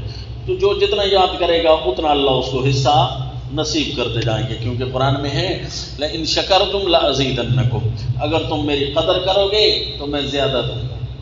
جی اچھا، کوشش کریں کہ اپنی اپنی کاپی یا اپنے حاشیے والے قرآن رکھ لیں اور اس کے اوپر کوئی چیز زائد نہ جانے دیں، اس کو درج کرتے جائیں. العلم صید والکتابۃ قید، علم ایک شکار ہے اور لکھ لینا اس شکار کو پکڑ لینا ہے. اچھا جی، تقسیم صورت، ربط بیان کرنے کے بعد تیسری چیز آتی ہے جی تقسیم صورت، کہ صورت کی تقسیم مضمون کے لحاظ سے کیا ہے. یہی مشکلات ہوتی ہیں صرف دورہ تفسیر القرآن کی، بس ان کو ابتدا میں بیان کر کے ساری صورت انہی باتوں گرد گھومے گی. مضمون کی تقسیم کے لحاظ سے کچھ صورتیں تھوڑی پیچیدہ ہوتی ہیں لیکن کچھ صورتیں مزید آسان ہوتی ہیں. یہ صورت بھی ان صورتوں میں سے جو آسان ہے، مضمون یاد کرنا اتنا پیچیدہ نہیں ہے. اس صورت کے اندر جی 2 قسم کی آیات ہوں گی. کتنے قسم کی جی؟ 2 قسم کی. باس یہی اس صورت کی تقسیم ہے، اس کے کوئی حصص وغیرہ نہیں. کیا جی؟ اس میں آیات توحید اور آیات تشجیع ہوں گی. دو قسم کی آیتیں، آیات توحید اور آیات تشجیع۔ اس کو لکھنے کی بھی اتنی خاص مشکل آپ کو نہیں آئے گی انشاءاللہ۔ جس بات میں دیکھیں گے دو باتوں سے وہ خالی نہیں ہوگی۔ کوئی بھی بات آپ دیکھیں گے نا اس صورت میں دو باتوں سے خالی نہیں ہوگی۔ اب یہ ایک چیلنج بھی ہوگا ہمارے لیے، وہ اجرا جب ہم کریں گے تو وہ اجرا ہمارے لیے چیلنج ہوگا کہ ان دو باتوں کے اندر فلاں آیت آ رہی ہے کہ نہیں۔ دو باتیں ہوں گی جی، کیا جی؟ یا تو اس کے اندر بیان توحید ہو رہا ہوگا، یا اس کے اندر بیان تشجیع، بہادری دلائی جا رہی ہوگی، شجاعت دلائی جا رہی ہوگی، جرأت دلائی جا رہی ہوگی۔ مسئلہ ہے بڑا اہم ہے، دھیان کرنا، اللہ کی ربوبیت کا خیال کرنا، اللہ کی حکومت کا خیال کرنا، اللہ الہ ہے، اللہ حاکم ہے، اس مسئلے کو بہادرانہ طریقے سے بیان کرنا، کمی نہ آنے دینا، کمزوری نہ آنے دینا، جرأت کے ساتھ۔ تو اس قسم کی آیات جتنے بھی واقعے ہوں گے اس میں سیدنا موسیٰ علیہ الصلوۃ والتسلیم اور سیدنا آدم علیہ الصلوۃ والتسلیم، ساروں کا تعلق بہادری اور تشجیع سے ہوگا۔ اور کچھ باتیں ایسی ہوں گی جن کے اندر صرف اللہ کے باتوں کا بیان یعنی توحید کا بیان ہوگا۔ آ جاؤ جی، تقسیم صورت اگر آپ زور سے مجھے بتاتے ہیں تو آپ کی تھکاوٹ نکل جائے گی۔ اس صورت کی کیا تقسیم ہے جی؟ ہاں سارے بولیں، اس صورت میں کتنی قسم کی آیتیں ہیں؟ دو قسم کی آیات۔ ہاں جی، ایک توحید اور دوسری آیات تشجیع۔ بس جی، کوئی مشکل بات تو نہیں ہے نا، قرآن بڑا آسان ہے۔ کچھ صورتیں میں نے کہا ہے کہ مشکل نہیں ہے، پیچیدہ ہے، مضمون یاد کرنے کے لحاظ سے کچھ پیچ ہیں اس کے اندر، یہ بھی یاد کرنا ہے، وہ بھی، لیکن کچھ صورتیں ہیں کہ پیچیدہ سے زیادہ آسان بھی ہیں۔ تو یہ صورت بڑی آسان ہے، اتنی زیادہ یاد نہیں کرنی پڑتی۔ اس میں جو ہے آیات تشجیع ہیں اور آیات توحید ہیں۔ اور دیکھو جی، بسم اللہ الرحمن الرحیم، طٰہ ما انزلنا علیک القرآن لتشقی۔ اے طٰہ، کل کے سبق میں اس کا معنی میں نے عرض کیا تھا، ما انزلنا علیک القرآن لتشقی، کہ اگر یہ حروف مقطعات متشابہات میں سے ہیں تو پھر تو اللہ اعلم بمرادی، اگر یہ حروف مقطعات متشابہات میں سے نہیں ہیں تو پھر اس کا معنی بیان کرنے کی کوشش کی گئی ہے کہ شاید اس کا معنی بعض عرب کی بولیوں میں پایا گیا ہے، نوادرات میں پایا گیا ہے، عجائبات میں پایا گیا ہے، غرائب میں نہیں، نوادرات میں، عجائبات میں پایا گیا ہے کہ اس کا معنی ہوتا ہے الفرد الکامل یا الانسان الکامل، اے کامل انسان۔ یہ تو رسول اللہ صلی اللہ علیہ وسلم کے لیے، ما انزلنا علیک القرآن لتشقی، ہم نے قرآن اس لیے تو نازل نہیں کیا کہ آپ مشقت میں پڑ جائیں۔ اچھا جی، ایک بات یاد رکھنا، چونکہ ہمارا کام ہوگا نا تفسیر القرآن پر محنت کرنا، تو ہر صورت دوسری صورت کے ساتھ جڑی ہوئی ہوگی اور ہر آیت دوسری آیت کے ساتھ جڑی ہوئی ہوگی۔ تو اسی طرح ہر صورت کا شروع پچھلی صورت کے آخر کے ساتھ بھی جڑا ہوا ہوگا، اور اسی طرح ہر صورت کا شروع اسی صورت کے آخر کے ساتھ بھی جڑا ہوا ہوگا۔ اچھا، پچھلی صورت میں کیا تھا؟ کم اہلکنا قبلہم من قرن هل تحس منہم من احد او تسمع لہم رکزا۔ اے میرے پیغمبر، یہ قرآن اور کتاب اللہ کا پیغام نہ لینے والے مشقتیں میں پڑا کرتے ہیں، ان کے نام و نشان مٹ جاتے ہیں، ان کی تحریکیں ختم ہو جاتی ہیں۔ آپ کے لیے تو قرآن ہم نے آسان بنایا، فَإِنَّمَا يَسَّرْنَاهُ بِلِسَانِكَ لِتُبَشِّرَ بِهِ الْمُتَّقِينَ وَتُنذِرَ بِهِ قَوْمًا لُدًّا۔ یہ قرآن تو ہم نے آپ کے لیے آسان بنایا ہے، آپ مشکل میں کیوں پڑھتے ہیں؟ مشکل میں تو وہ پڑھے جو قرآن کا مقابلہ کرتے ہیں۔ ما انزلنا علیک القرآن لتشقی، قرآن آپ کے لیے آسانیاں پیدا کرنے آیا ہے، قرآن آپ کو مشقتوں میں ڈالنے کے لیے نہیں آیا۔ جی، پچھلی صورت میں کیا تھا؟ انما یسرناہ بلسانک۔ اگلی صورت میں کیا ہے جی؟ ما انزلنا علیک القرآن لتشقی، قرآن اس لیے تو نہیں آیا۔ اچھا جی، کیوں آیا ہے پھر قرآن؟ اس صورت کا آخر کیا ہے جی؟ ذرا ایک دفعہ دیکھ لو، آیت نمبر 134 ہے جی، وقالوا لولا يأتينا بآية من ربي أولم تأتهم بينة ما في الصحف الأولى. یہ کہتے ہیں کہ ہمارے پاس کوئی فرمائشی معجزہ کیوں نہیں آتا ہمارے رب کی طرف سے. اولم تأتهم بینۃ ما فی الصحف الاولی، کیا ان کے پاس وہ نشانی نہیں آ پہنچی جو پہلی کتابوں میں تھی. ولو انا اہلکناہم بعذاب من قبلہ لقالوا ربنا لولا ارسلت الینا رسولا فنتبع آیاتک من قبل ان نذل ونخزا. قرآن اس لیے آیا ہے کہ لوگ یہ نہ کہنے لگ جاتے تباہی کے وقت اللہ کوئی رسول تو بھیج دیا ہوتا یہ تیری آیتیں پڑھ کر سناتا. فنتبع آیاتک، ہم تیری آیتوں کے پیچھے چل دے.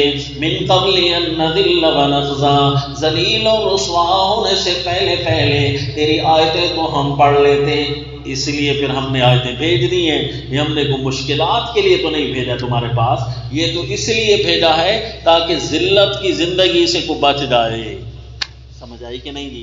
قرآن کا شروع، سورتوں کا شروع سورت کے آخر کے ساتھ بھی جڑا ہوا ہوتا ہے. یہ ما انزلنا علیک القرآن لتشقی، میں نے کیا عرض کیا تھا کہ اس صورت کے اندر دو قسم کی آیتیں ہوں گی. جس آیت پر بھی انگلی رکھو یا اس میں بہادری دلائی جا رہی ہوگی تو یا اس میں بیان توحید ہو رہا. تو یہ پہلی آیت میں کیا ہو رہا ہے جی؟ بہادری دلائی جا رہی ہے. آپ کامل ہیں تو کامل شخصیت کامل کام کرتی ہے، کمال والے کام کرتی ہے. بہادرانہ طریقے کو اپنائیے میرے پیغمبر، آپ تو کامل ہیں. ما انزلنا علیک القرآن لتشقی، قرآن اس لیے تو نہیں تاکہ آپ مشقت میں پڑ جائیں بلکہ آپ کو اور زیادہ راہوں کو ہموار کرنا ہے. اس کے ذریعے آپ نے آسانیاں بکھیرنی ہیں لوگوں کے لیے. الا تذکرۃ لمن یخشی، یہ قرآن تو نصیحت ہے اس کے لیے جو ڈرنا چاہتا ہو. جو ڈرنا چاہتا ہو نا، ایک ہے جو ڈرے، جو ڈرے، یہ اصل تو یہ ہے نا جو ڈرے اس کے لیے نصیحت ہے. تو یعنی جو ڈرنا چاہتا ہو، جس کے اندر خشیت کی صلاحیت ہو، جو خالی ذہن ہو، ضدی نہ ہو، اور وہ کہے کہ مجھے کوئی راہیں ملنی چاہیے. دنیا میں ہزاروں راہیں، ہزاروں ادیان موجود ہیں، میں کہاں جاؤں؟ تو قرآن اس کی رہنمائی کرتا ہے کہ یہاں آؤ. الا تذکرۃ لمن یخشی لیظہرہ علی الدین کلہ، تاکہ سارے ادیان پر غالب آ جائے. الا تذکرۃ لمن یخشی، اسی لیے تو جناب خالی ذہن ہو کر آئے تھے نا جنات، تو انہوں نے قرآن سنا تھا. یہ سورہ الاحقاف میں ہے. وَإِذْ صَرَفْنَا إِلَيْكَ نَفَرًا مِّنَ الْجِنِّ يَسْتَمِعُونَ الْقُرْآنَ فَلَمَّا حَضَرُوهُ قَالُوا أَنصِتُوا. سورہ الاحقاف آیت نمبر 29. اسی طرح ہے نا آیت نمبر 29، کیونکہ یہاں میں نے پچھلے سال لکھوائی تھی، آیتیں میرے پاس نہیں لکھی ہوئی تھی تو اس قرآن پر لکھ دی ہیں ساتھیوں نے، تو اس لیے آیتوں کو توجہ سے دیکھتے ہیں کیا انہوں نے بھی ٹھیک لکھا ہے. یہ سورہ الاحقاف کی آیت نمبر 29. وَإِذْ صَرَفْنَا إِلَيْكَ نَفَرًا مِّنَ الْجِنِّ يَسْتَمِعُونَ الْقُرْآنَ، جب جنوں کی ایک جماعت کو آپ کی طرف ہم نے پھیرا، وہ آ رہے تھے آپ کے پاس.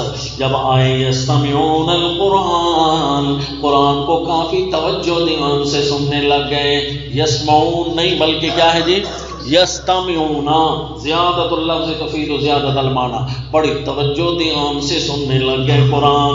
تو توجہ سے وہی سنتا ہے نا جو پیاسا ہو، جسے چاہت ہو کہ میں سنوں تو صحیح یہ کیا کہہ رہا ہے، میں سنوں تو صحیح یہ کیا کہہ رہا ہے. انہوں نے، میں اس لیے کہتا ہوں انہوں نے قرآن کو ادب سے سنا کہ عقیدت سے سنا؟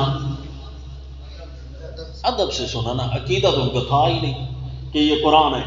انہوں نے کہا پتہ نہیں کیا چیز، لیکن خاموشی سے سننا ادب سے سننا ہے. تو بس یہ قرآن کا ادب کرنے کے ساتھ جو سنے نا، ضد نہ کرے نا، بے شک محبت سے نہ سنے، ادب سے سنے.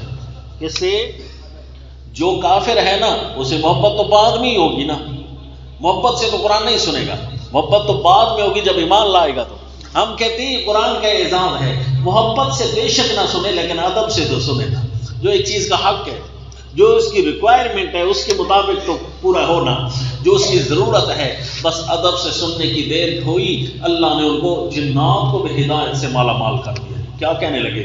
جیسے ہی قرآن سنا قالوا فلما حضروه قالوا انصتوا، جیسے ہی وہاں پہنچے بولے ایک دوسرے کو چپ رہو، فلما قضی، جب قرآن کی تلاوتیں ختم ہوئی، ولوا الی قومهم منذرین، رسول اللہ صلی اللہ علیہ وسلم سے ملاقات کی نہیں ہے اور مومن بن گئے، صرف دیکھا سنا اور مومن بن گئے۔ بعد میں اللہ نے بتایا وَإِذْ صَرَفْنَا إِلَيْكَ نَفَرًا مِّنَ الْجِنِّ، وحی کی قُلْ أُوحِيَ إِلَيَّ أَنَّهُ اسْتَمَعَ نَفَرٌ مِّنَ الْجِنِّ، میرے پیغمبر بتائیے لوگوں کو کہ مجھے وحی آئی ہے کہ جنوں کی ایک جماعت آئی تھی آپ کا قرآن سننے کے لیے۔ جیسے انہوں نے قرآن سنا آئے بڑے ادب سے کہنے لگے بھئی توجہ سے سنو کہتا کیا ہے، جیسے ہی سنا تو کہنے لگے الی قومہم منذرین، اپنی قوم کو جا کر ڈرانے لگ گئے، قالوا یا قومنا انا سمعنا کتابا انزل من بعد موسیٰ، کہنے لگے اے ہماری قوم ہم نے قرآن سنا ہے بڑا عجیب، او یہدی الی الحق، وہ سیدھے راستے کی طرف رہنمائی کرتا ہے۔ سورۃ جن کی ابتدا میں کیا آیا؟ یہدی الی الرشد فآمنا بہ، قرآن تو بھلائی کے راستوں کی رہنمائی کرتا ہے لہذا ہم تو ایمان لے آئے۔ اور جی بعد میں رسول اللہ صلی اللہ علیہ وسلم کے ساتھ ملاقات بھی ثابت ہے، حدیث پاک میں آیا لیلۃ الجن، ایک رات ایسی تھی جب رسول اللہ صلی اللہ علیہ وسلم جنات کے ساتھ گئے تھے ملاقات کرنے کے لیے، صحابی اللہ کے نبی کے ساتھ تھے، آپ صلی اللہ علیہ وسلم نے فرمایا تم یہیں ٹھہرو جب تک میں نہ کہوں یہاں سے نکلنا نہیں، تو اللہ کے نبی نے ان کو ایک نشان لگا کر دیا، وہاں ٹھہرے رہے۔ جب اللہ کے نبی آگے پہاڑ کی طرف گئے نا تو وہاں سے کچھ مردوں کی آواز سنائی دیتی تھی صحابی کو، تو حیران ہو گئے اللہ کے نبی کس کے ساتھ ہیں، پتہ نہیں کوئی دشمن تو کہیں نہیں آیا گیا، لیکن بات یاد آ گئی نا کہ اللہ کے نبی نے فرمایا تھا یہاں سے باہر نہیں نکلنا، لہذا میں نہیں نکلتا۔ جب اللہ کے نبی بعد میں آئے نا تو فرمایا کہ یہ جنات آئے ہوئے تھے، میں ان کو ان کے دین کے احکام بتا رہا تھا۔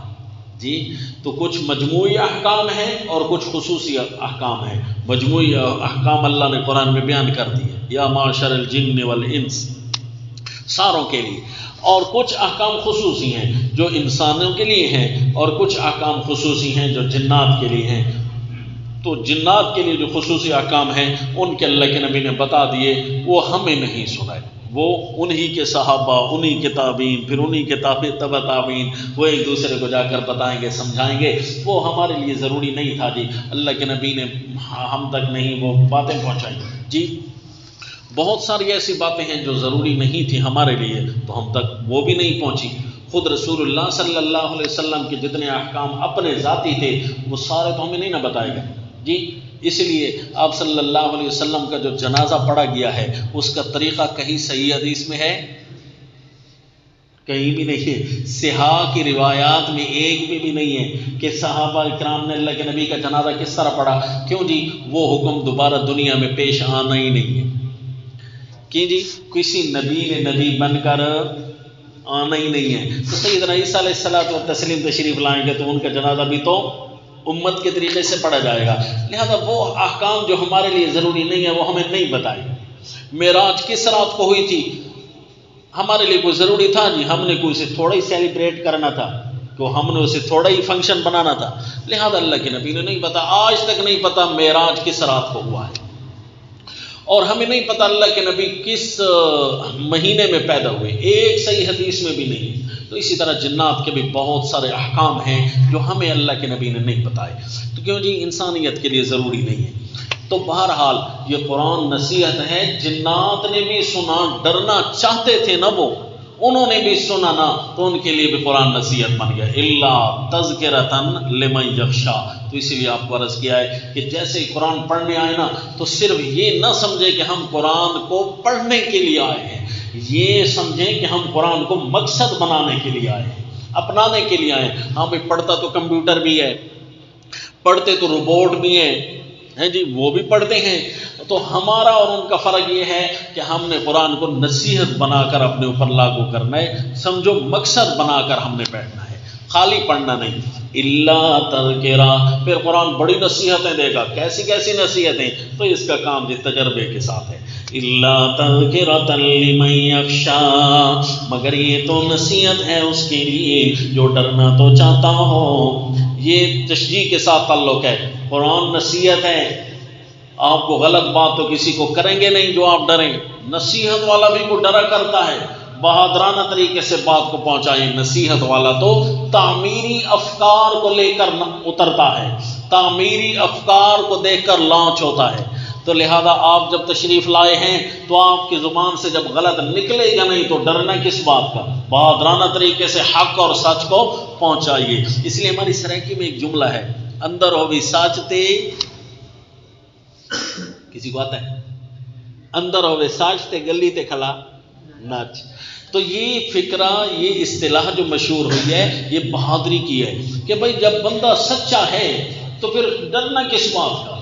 اللہ تذکرۃ. تو یہ آیت بھی تشجیع سے تعلق رکھتی ہے کہ جب آپ کے پاس سچ ہے، نصیحت ہے، تو بہادرانہ طریقے سے پہنچائیں. تنزیلا ممن خلق الارض والسماوات العلی. یہ آیت آپ کا بھی امتحان لیتا ہوں، تشجیع سے تعلق ہے یا توحید سے تعلق ہے؟ کون بتائے گا؟ اچھا جی توحید سے. اور کون بتائے گا؟ کوئی تشجیع والا بھی ہے؟ پتہ نہیں آپ کا نام بھی بھول گیا تھا، کیا کہتا ہوں، علامہ ظہیر الدین جی. تشجیع ہے کہ توحید ہے؟ اچھا جی کیا کہیں گے آپ خود سوچیں نا، ان کی طرف کیا دیکھتے ہیں. دیکھیں جی توحید تو ہوگی، ٹھیک ہے کہ اللہ تعالیٰ ہی آسمان و زمین کا خالق ہے تو الہ وہی ہے. تشجیع سے بھی ہم نے اس کو فٹ کرنا ہے. کیسے جی؟ تنزیلا ممن خلق الارض والسماوات العلی. یہ نازل کرتا ہے اس ذات سے جس ذات نے بنایا ہے زمین کو، جس ذات نے بنایا ہے آسمانوں کو. اونچا اونچے اونچے آسمان بنائے ہیں اور زمین بنائی ہے.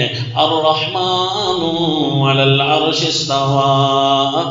یہ کون ہے؟ وہ رحمان ہے، بڑا مہربان ہے. العرشی، عرش پر، تخت بادشاہی پر، عرش تخت بادشاہی. استوى، اسی پر خود قائم ہے، تخت بادشاہی پر خود قائم ہے. جو کوئی پارٹی کہتی ہے نا ہمارا اپنا بادشاہ ہے جی، تو وہ پارٹی والے بڑے بہادر بن کر پھرتے ہیں. آج کل جی حکومت ہماری ہے تو وہ بہادر ہوتے ہیں. اللہ فرماتے ہیں موحدو تمہیں بہادری ہونی چاہیے کہ رحمان خود بادشاہ ہے. الرحمن علی العرش استوى. تو آپ سمجھ آئی نا کہ یہ آیت تشجیع سے تعلق رکھتی ہے. رحمان اتنی پاور والا ہے، زمین کا خود خالق ہے، آسمان کا خود خالق ہے. تو تمہیں گھبرانا کس بات کا؟ تمہیں اسی زمین و آسمان کے اندر رہ کر ہی سارا کام کرو گے. بہادرانہ طریقے سے کام کرو، حکومت تمہارے اپنوں کی ہے. ہاں جی، لہذا کوئی بھی دشمن تمہارے خلاف چال چلنے پائے گا، میں اللہ تمہارے ساتھ ہوں. اس لیے آگے آ رہا ہے حضرت موسیٰ اور ہارون علیہ السلام کو اللہ فرمائیں گے اننی معکما اسمع و ارا. میں تم دونوں کے ساتھ ہوں. تو اس لیے جی ان آیات کا تعلق بھی تشجیع سے ہے. لہو ما فی السماوات. اچھا الرحمن کا تعلق بھی تشجیع سے ہے، بہادری کے ساتھ. یہاں الرحیم بھی آ سکتا تھا. میں نے کہا نا ہم وہی گفتگو سے چھیڑیں گے جو مضمون کے ساتھ تعلق ہوگی. خارجی نکات تو بہت سارے ہو سکتے ہیں کہ رحمان سیگا کون سا ہے جی، یہ خارجی مباحث ہیں، لیکن ہم نے مضمون کے ساتھ یہاں الرحمن کا ذائقہ ہم نے لینا ہے. الرحیم بھی آ سکتا ہے. رحمان کا معنی بن مانگے عطا کرنے والا، یہ بھی صیغہ مبالغہ کا، اور الرحیم بھی صیغہ مبالغہ کا. کوئی نہ مانگے تو ناراض ہونے والا. خصوصی رحمتیں الرحیم کے اندر ہوتی ہیں، عمومی رحمتیں رحمان کے اندر ہیں. تو اس لیے عمومی رحمتوں والا جب اللہ ہے، گویا کافروں پر بھی اسی کی رحمتیں ہیں، مومنوں پر بھی اسی کی رحمتیں. کافروں کو بھی کھلا رہا ہے، مومن بھی کھا رہے ہیں. تو رحمان وہ ہے. تمہیں بہادری ہونی چاہیے کہ جو دشمن تمہارے ساتھ لڑنے آئیں گے نا مشن میں، وہ بھی میں اللہ کا کھا کر آئیں گے.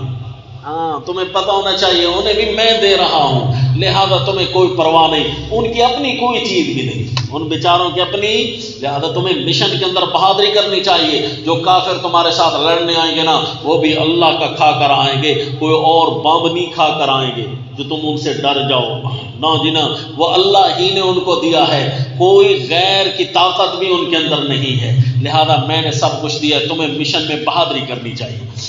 لہوما ایک ایک لفظ آپ کو فٹ کرا رہا ہوں نا، باقی آپ نے مہارت حاصل کرتی جانی، اب بہت سارے الفاظ آئیں گے آپ نے خود فٹ کرنے ہیں انشاءاللہ۔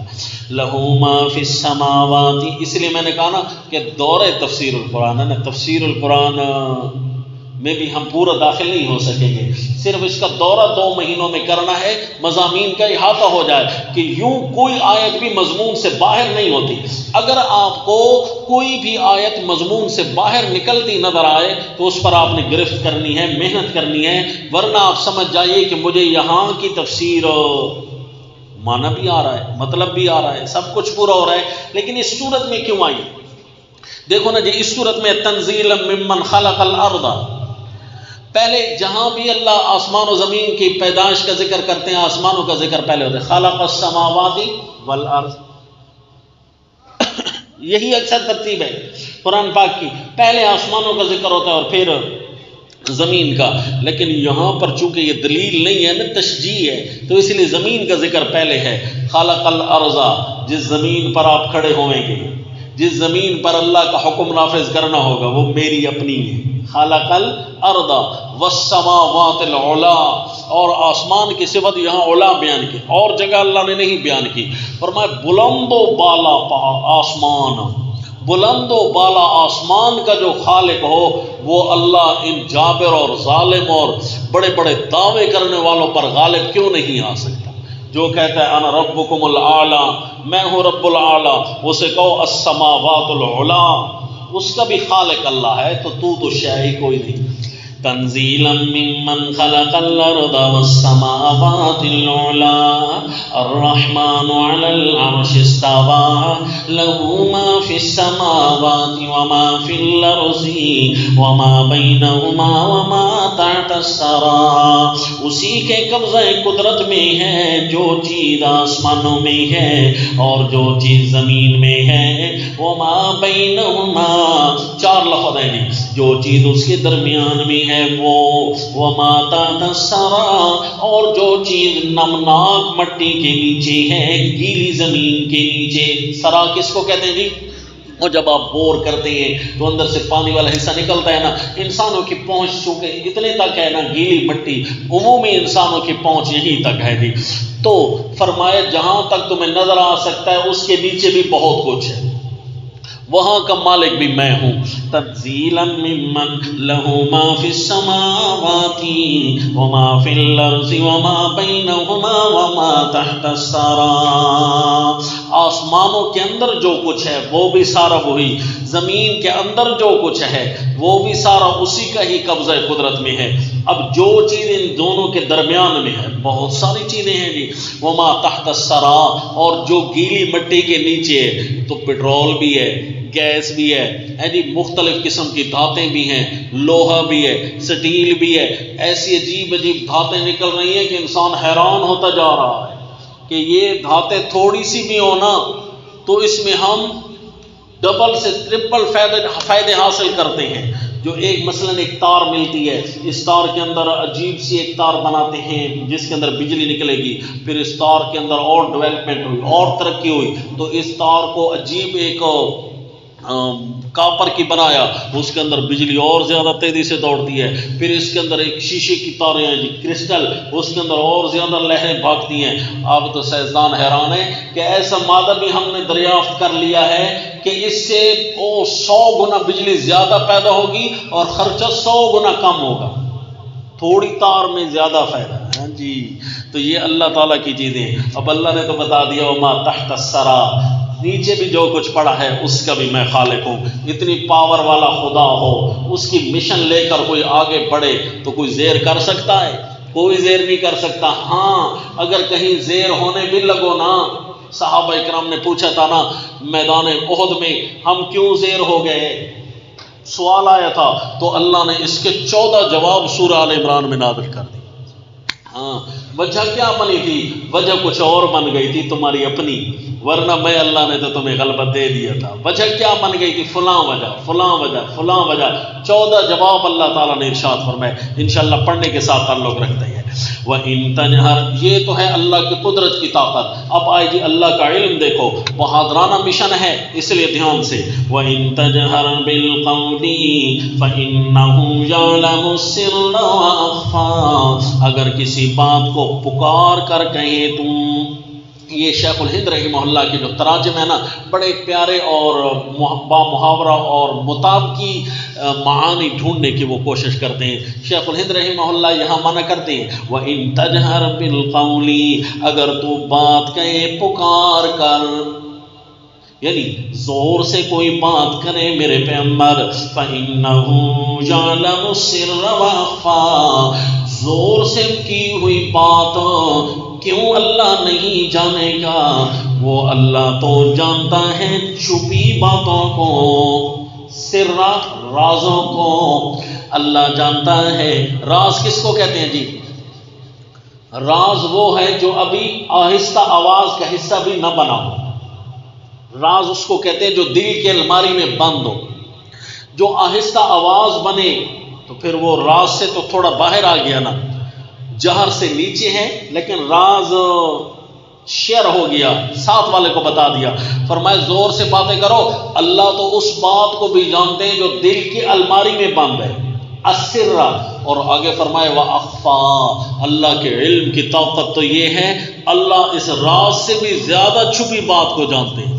بھائی وہ کون سی بات ہوتی ہے جو دل کی الماری، اس کے باہر بھی کوئی چیز ہوتی ہے، اس کے علاوہ بھی کوئی الماریاں ہیں، حالانکہ سب سے زیادہ گہری الماری کون سی ہے؟ دل والی۔ بھائی دل کے اندر بندہ، ہماری سریکی میں کہتے ہیں نا فلانا بڑا ڈونگا ہے، کیا مطلب؟ یعنی اس کی بات تک پہنچنا نا جی، یہ بڑا معنی رکھتا ہے، کیونکہ وہ اندر ایسی باتیں چھپائے ہوئے ہوتا ہے نا، زبان سے تو کچھ اور کہہ رہا ہوگا لیکن دل میں ایسی باتیں ہیں بس پہنچتے پہنچتے بڑا ٹائم لگتا ہے جی۔ تو یہ دل کی الماری میں جو بات ہے نا وہ بڑی راز والی ہوتی ہے، اللہ اس سے بھی زیادہ مخفی ہے۔ جی ہاں اس سے بھی زیادہ مخفی ہے، وہ یہ ہے کہ جو بات ابھی راز بنی نہ ہو، جو بات ابھی راز بنی نہ ہو، اللہ تو اس کو بھی جانتے ہیں۔ رازدار کو بھی وہ پتہ نہیں ہوتا کہ کچھ عرصہ بعد ابھی یہ بات خیال میرے ذہن میں آئے گی اور راز بنے گا، اللہ اس کو بھی پہلے جانتے ہیں، اتنی پاور والا ہے۔ وَإِن تَجْهَرْ بِالْقَوْلِ فَإِنَّهُ يَعْلَمُ السِّرَّ وَأَخْفَى، اگر تو بات پکار کر کہے تو وہ اللہ جانتا ہے، يَعْلَمُ السِّرَّ، اللہ تو راز کو بھی جانتا ہے اور اس کو بھی جانتا ہے جو اس سے بھی زیادہ مخفی ہو اور چھپا ہو، جس کے تصرف طاقت اتنی زیادہ ہو، جس کا علم اتنا پاور والا ہو، وہ کون ہے؟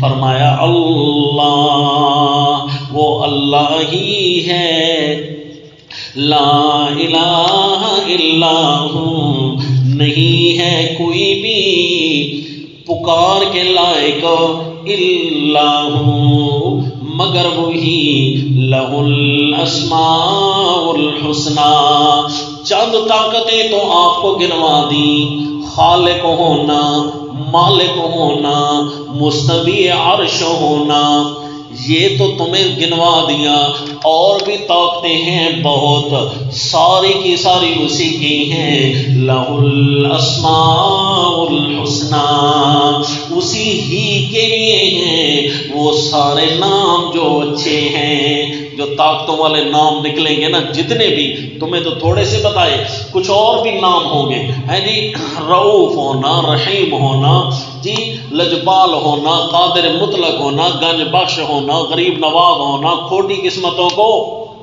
کھری کرنے والا ہونا، جتنے بھی اچھے نام پاور والے ہیں نا وہ ایک اللہ کے ہیں۔ مالک الملک وہی ہے، شہنشاہ وہی ہے، اور دنیا میں کوئی نہیں جو اسماء الحسنی کا دعویٰ کر سکے کہ یہ اچھے نام ہمارے ہیں، پاور والے نام ہمارے ہیں۔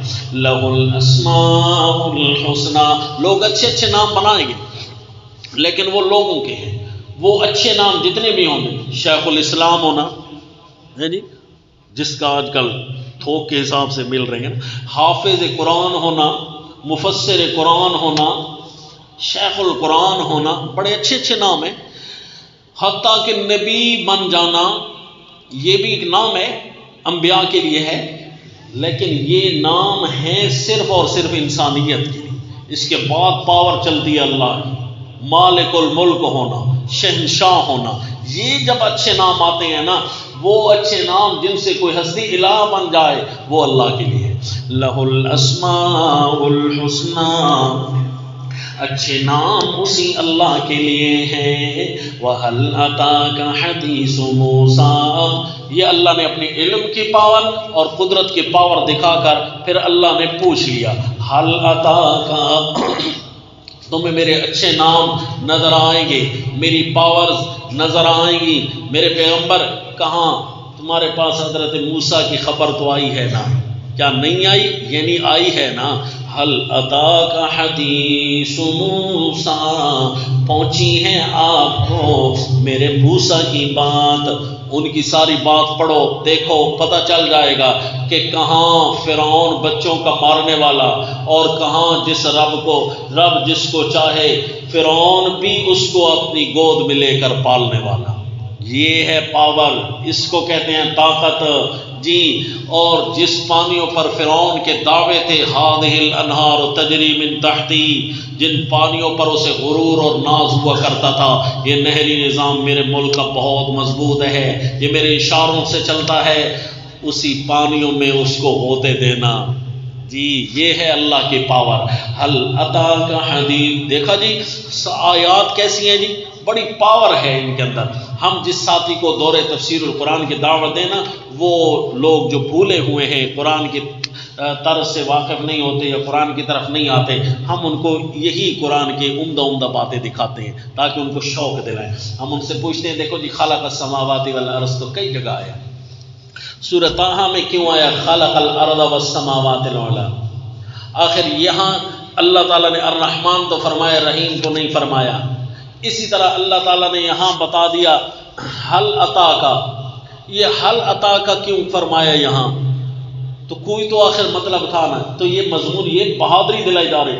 آپ کو پتہ نہیں ہے وہ جو بات ہو گئی، کسی کو بہادری اپنی بتا، تمہیں پتہ تو ہوگا نا ہماری طاقت کا جی. تو یہ بہادری کے الفاظ ہوتے ہیں نا، تشجیع دلائی جا رہی ہوتی ہے. تو ہر صورت اس کے مضمون کے اندر مہارت حاصل کر لینا. سمجھ لیجئے کہ یہ آپ مزاج قرآن سے واقف ہو گئے. مزاج قرآن کے بعد پھر مرضی آپ تفسیریں پڑھیں، مفسرین کی رائے پڑھیں. جی مدارس میں جلالین پڑھی جاتی ہے کہ قرآن پڑھا جاتا ہے؟ تو آپ کہیں وہی چیز ہے، قرآن کی تفسیر ہے نا. اور بھائی وہ قرآن کی تفسیر نہیں ہے، وہ ایک مفسر کی رائے ہے. تفسیر بیضاوی پڑھی گئی ہے تو قرآن نہیں، بلکہ ایک مفسر کی قرآن کے بارے میں رائے پڑھی گئی ہے. وہ بعد میں پڑھیں گے انشاءاللہ، تاکہ ہر عالم کے علوم سے استفادہ تو ہو سکے. وہ بعد میں، پہلے ہم وہ تو پڑھیں نا جس کے لیے ان پڑھ اور عالم برابر ہے، جس کے لیے اللہ تعالیٰ نے قرآن بھیجا ہے. والذی بعث فی الامیین رسولا. ہمیں قرآن کی بہت ساری باتیں زائد لگتی ہیں، ہاں بھائی اس کا تو ہمیں پتہ ہی نہیں ہے. بھئی یہ تو بات اگر نہ بھی ہوتی قرآن میں کوئی اتنا خاص مسئلہ تو نہیں تھا جی. ہمیں یعنی پتہ ہی نہیں ہوتا کہ آیت آئی کیوں ہے. تو بھئی اسی کے لیے دورہ تفسیر منعقد کیا جاتا ہے، اسی کے لیے اللہ سے رو دھو کر مانگا جاتا ہے کہ یا اللہ ہمیں وہ فہم نصیب فرما جس فہم کو آپ چاہتے ہیں، اور جو فہم ہے واقعی رہنمائی بن کر آئے. قرآن پھر صرف و نحو کا مجموعہ نہ بن جائے، کہیں قرآن پھر فقہی مسائل کا ہی مجموعہ نہ بن جائے. قرآن صرف نکات کا مجموعہ تو نہیں ہے نا، واقعات کا مجموعہ تو نہیں ہے نا. اس کے اندر بہت کچھ ہے جو اللہ رہنمائی بنانا چاہتے ہیں. تو صرف شجاعت کے لیے ایک ہی آیت ہوتی کافی تھا، لیکن قربان جائیں کہ اللہ تعالیٰ نے مومن اور موحد کو جہاں بہادری دلائی ہے وہاں اس کو کافی سمجھایا ہے، بڑے بڑے نکات دیے ہیں. هل أتاك حديث موسى إذ رأى نارا فقال لأهلهم كثوا إني آنست نارا. اچھا جی، حضرت موسیٰ علیہ السلام کا واقعہ جب شروع ہوتا ہے تو کہیں آپ کی پیدائش سے شروع ہوتا ہے. ان کی ماں نے ان کو پانیوں میں ڈالا، لیکن جہاں جب واقعے شروع ہو رہا ہے وہ سیدھا وہی کے واقعے سے شروع ہو رہا ہے. وہ ابھی تو پیدا ہو کے پھر فرعون ان کو پالے گا، پھر فرعون کے ساتھ جھگڑا ہوگا، پھر آپ کے قتل کے مشورے ہوں گے، پھر آپ وہاں سے جائیں گے، مدین میں جا کر آباد ہوں گے، 8 سال یا 10 سال وہاں رہے ہیں جی. اس کے بعد واپس آئیں گے. اوپر دیکھتے ہیں آپ کیا کرتے ہو، کتنے بجے نماز ہیں؟ ہاں جی، تو پھر آپ کتنے بجے چھٹی کریں گے انشاءاللہ؟ 40 منٹ پر. تو چلیں کوشش کرتے ہیں کہ آج آپ کو جلدی چھٹی دیں، تاہم تھوڑا سا بات کو کنارے تو لگا دینا جی. ہاں جی، پھر کل وہیں سے سٹارٹ کریں گے. دیکھو جی، کہیں سے بات اللہ حضرت موسیٰ علیہ السلام کا واقعہ شروع کرتے ہیں تو پیدائش سے، اور کہیں جب شروع ہوتا ہے تو کہاں سے جی؟ وہ پہلی وحی کے واقعے سے شروع ہو جاتا ہے. اس کی وجہ کیا ہے کہ مضمون کے مطابق اس کا جواب ہوتا ہے. یہاں مضمون یہ ہو رہا تھا کہ بہادری اور شجاعت، پیارے موسیٰ علیہ السلام کے شجاعت کا جب واقعہ شروع ہوتا ہے نا یہاں پر، کہ رات کا اندھیرا تھا. رات کے اندھیرے میں اتنا اندھیرا تو تھا نا کہ اس رات چاند بھی نہیں تھا جی. چاند نہیں تھا، تبھی تو آگ اسی لیے لینے جا رہے ہیں ایک جگہ آگ جلتی ہوئی کہ میں کچھ نہ کچھ رہنمائی پالوں گا اس آگ سے. یعنی اندھیری رات ہو اور پھر طور کا پہاڑ راستے میں آ جائے. اچھا، بندہ اکیلا ہونا تب بھی رسک لے لیتا ہے، خیر ہے، لیکن ساتھ بیوی بچے ہوں اور جنگل بیابان سے بندہ گزر رہا ہو تو ذرا بتائیں تو صحیح کیا حال بن جاتا ہے بندے کا. جو چیز جن نہیں ہوتی وہ بھی جن بن کر نظر آ رہی ہوتی جی. کافی بندہ گھبرایا ہوا ہوتا ہے جی کہ یہ اتنا اندھیرا. اور پھر وہاں پر پیارے موسیٰ علیہ السلام نے ابھی تو اژدہا بھی دیکھنا ہے رات کے اندھیرے میں. تو دیکھا جی، بہادری اللہ نے پہلے دن سکھائی تھی. پہلے دن جو وحی آئی، کیسی جرت اور بہادری ہے. ایسی جگہوں پر جہاں کوئی پرسان حال نہیں ہوتا، جہاں پر بڑے بڑے موذی جانوروں کا بھی حملہ ہوتا ہے، جہاں پر بڑے بڑے دشمن بھی آ کر، قذاب ڈاکو لٹیرے بھی آ کر حملہ کر جائیں، وہاں پر بھی مسئلہ ہوتا ہے. لیکن حضرت موسیٰ علیہ السلام کی بہادری دیکھیے. وہاں جب اللہ تعالیٰ نے انہیں اپنے طرف بلایا اور اپنا بتایا کہ میں تیرا اللہ ہوں، تو کیسے عمدہ طریقے سے آپ نے گفتگو شروع فرمائی جی. تو بہادرانہ طریقے سے جو اللہ کے پاس آ جاتا ہے نا پھر سب کچھ اسی کا ہو جاتا ہے. دیکھو جی، اس لیے پہلی دفعہ وہی واقعہ شروع کیا تو مضمون کے مطابق ہے. اِذْ رَأَىٰ نَارًا فَقَالَ لِأَهْلِهِمْ كُثُوا إِنِّي آنَسْتُ نَارًا. جب دیکھا انہوں نے آگ کو، فقال فرمایا اپنے گھر والوں کو، انکسوا تم یہیں پر ٹھہرو. انکسوا جمع ہے اہل کی وجہ سے، ورنہ تو ایک ہی بیوی تھی. انکسوا ٹھہرو تم یہاں، انی آنست نارا میں محسوس کرتا ہوں آگ، میں نے دیکھی ہے آگ. لعلی آتیکم منہا بقبس شاید لے آؤں تمہارے پاس اس میں سے بقبس کوئی سلگا کر، ایک شعلہ سلگا کر کوئی چیز لے آؤں. لکڑی کی ایک طرف جل رہی ہو نا اور دوسری طرف سے بندہ پکڑے ہوئے تو اس کو قبس کہتے ہیں. او اجد علی النار ہدی، یا پاؤں آگ پر پہنچ کر کوئی رستہ، ہدن رستے کا پتہ، میں رستے کا پتہ کوئی پا آؤں یا کوئی نہ کوئی تمہارے پاس آگ لے آؤں گا. دوسری صورت میں ہے لعلکم تصطلون، تاکہ تم سیکھ سکو، وہاں پر تمہیں ہاتھ گرم کر سکو. اس کا مطلب ہے وہ سردیوں کا سفر تھا، رات بھی تھی اور سردیوں کی رات تھی، اور سردیوں کی رات کو چھوٹی بھی نہیں ہوتی کہ بندہ تھوڑی دیر کے لیے دبک کر بیٹھ جائے کہ ابھی صبح ہوگی نا تو یہاں سے نکلوں گا. جی بڑی لمبی رات تھی اور حضرت موسیٰ علیہ السلام کو اپنے اہل و عیال کا خطرہ بھی تھا. وہ اسی لیے تو ان کو محفوظ بیٹھنے کا حکم فرمایا کہ وہاں نہ آؤ، پتہ نہیں وہاں کیا منظر ہے، این ممکن ہے کوئی دشمن نہ ہو، یہ ہو وہ ہو. اس لیے محفوظ مقام پر بٹھا دیا اور خود جہاں وہاں آ کر پہنچ گئے تاکہ میں تمہارے پاس آگ. اچھا جی، سورہ نمل میں تو آئے گا لعلکم تصطلون، میں آگ اس لیے لے کر آؤں تاکہ تم سیکھ سکو، ہے جی۔ اور یہاں نہیں فرمایا، یہاں فرمایا کہ میں تمہارے پاس کوئی آگ کا شعلہ لے کر آؤں۔ اب لعلکم تسألون یہاں نہیں ہے، دیکھا جی قرآن کا کوئی لفظ زائد نہیں ہوتا، عین ممکن ہے نا جی۔ مضمون صورت کا تعلق ہے، وہاں ہاتھوں کا سیکنا، گرم کرنا، اس کا تعلق بہادری سے نہیں ہوتا، اس کا تعلق بہادری سے نہیں ہے، اس کا تعلق کس چیز سے ہے وہ انشاءاللہ جب سورہ النمل پڑھیں گے نا وہیں سے جا کر تمہیں بتائیں گے کہ سورہ النمل میں ہوگا کہ متصرف الامور اللہ کے علاوہ اور کوئی نہیں ہوتا۔ جو انبیاء اولیاء ہوتے ہیں نا وہ بھی اتنی طاقتوں والے نہیں ہوتے، وہ بھی کبھی کبھی ہاتھ گرم کرتے ہوئے آگ کے بھی محتاج ہو جاتے ہیں۔ جو ہاتھ گرم کرنے میں آگ کا محتاج ہو جائے وہ حاجت روا مشکل کشا تو نہیں ہوتا، یہ وہاں پر آئے گا۔ لیکن یہاں پر شجاعت دلائی جا رہی ہے نا، یہاں پر ہے کہ میں تمہارے پاس آگ لے کر آؤں گا۔ اس کا مطلب یہ ہے کہ حضرت موسیٰ علیہ الصلوۃ والتسلیم کو یہ خطرہ نہیں ہے کہ وہاں پر جو ہے پتہ نہیں کوئی میں لڑائی نہ کرنی پڑے گی، پورے وثوق سے کہہ رہے ہیں کہ وہاں سے میں آگ لے کر آتا ہوں، دور جنگل ہو وہاں آگ جل رہی ہو تو بندہ ویسے ہی سہم کر کھڑا ہو جاتا ہے کہ خیر ہو انشاءاللہ۔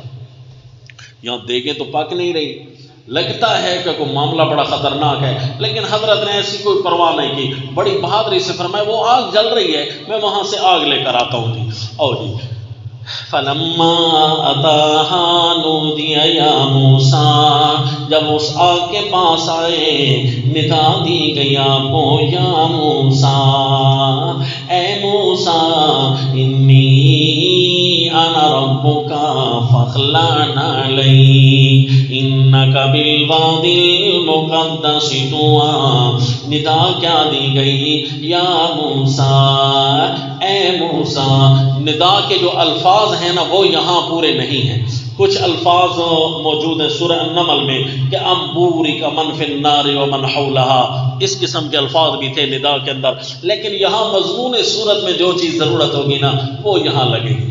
سمجھ آ رہی ہے کہ یہاں شجاعت کی باتیں ہیں۔ یا موسیٰ، اے موسیٰ انی انا ربک، میں ہوں تیرا رب، انی انا ربک، میں کون جی؟ میں آگ، وہ جو آگ کے اندر سے آواز آئی، بھائی وہاں پہنچے تو آواز آئی، بس کون کہہ رہا تھا؟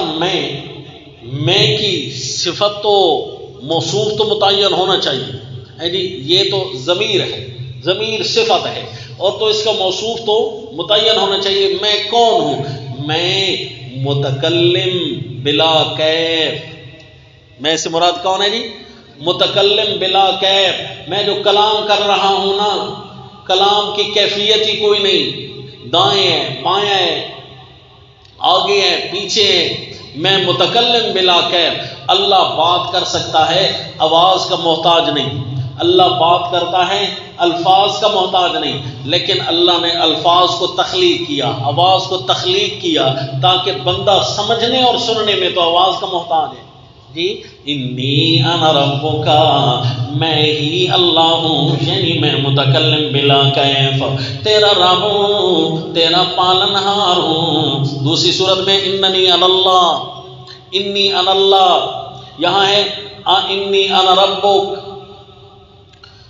تو یہاں مضمون کے مطابق ہے پالنہار میں ہوں نا، لہذا رب العالی اگر کوئی اور کہے نا جیسے فرعون تو اس سے نہیں گھبرانا، اے ربک تیری ضرورتیں میں پوری کرنے والا ہوں۔ فاخلعنا علیک، آپ اپنے جوتے اتار دیجئے میرے پیغمبر، کیونکہ انک بالوادی المقدس طوی، آپ ایک وادی میں المقدسی، جو مقدس وادی ہے، طوی نامی وادی میں آپ موجود ہیں میرے پیغمبر۔ پہاڑ کا نام طور تھا اور وادی کا نام طوا تھا، تو وادی طوا میں آپ موجود ہیں میرے پیغمبر، اپنے جوتے مبارک اتار دیجئے۔ فاخلعنا علیک۔ اچھا جی اس آیت کا تعلق جوتے اتارنے کا تعلق اب مضمون کے ساتھ کیسے ہے؟ یہ ہے دورہ تفسیر جس کے لیے ضروری ہے، تفسیر کے لیے جو چیز ضروریات ہوتی ہیں پہلے اس کو ہم نے چھیڑنا ہے انشاءاللہ۔ تو اب اس کا تشجیع کے ساتھ تعلق ہے، ایک تعلق تو یوں بھی ہے کہ بہادرانہ مشن میں آپ نے آداب کی رعایت رکھنی ہے. بہادری میں کیا ہے جی؟ آداب کی پوری رعایت ہو تو آپ با ادب با نصیب. تو بہادری کے اندر یہ نہیں کرنا کہ بندہ اتنا جرت مند بن جائے کہ اپنے اللہ کی عظمت کا بھی خیال نہ ہو، یہ بھی نہیں کرنا جی. آداب بھی پورے کے پورے بجا لانے. بہادری کرنی ہے اللہ کے سامنے نہیں جی. اللہ کی باتیں اللہ کے سامنے جرت نہیں کرنی، اللہ کی باتیں پہنچانے میں بہادری کرنی ہے. فخلعنا علیکا، اور بہادری کا ایک تشریح کے ساتھ یوں بھی تعلق ہے نا کہ آپ اپنے جوتے اتار دیجئے میرے پیغمبر. جب اللہ کوئی بات کہہ دے، اب پہاڑ ہے اس جگہ پر تو کم از کم بندے کو اور زیادہ مضبوط کوئی چیزیں پہننی چاہیے، کوئی راستے میں کوئی چیزیں ایسی نہ ہو جو پاؤں کاٹ لیں. تو بہادری سکھائی جا رہی ہے کہ جب ہوں نا میں تیرا رب، تو بس جب پھر جو حکم کرتا جاؤں وہ کرنا ہے.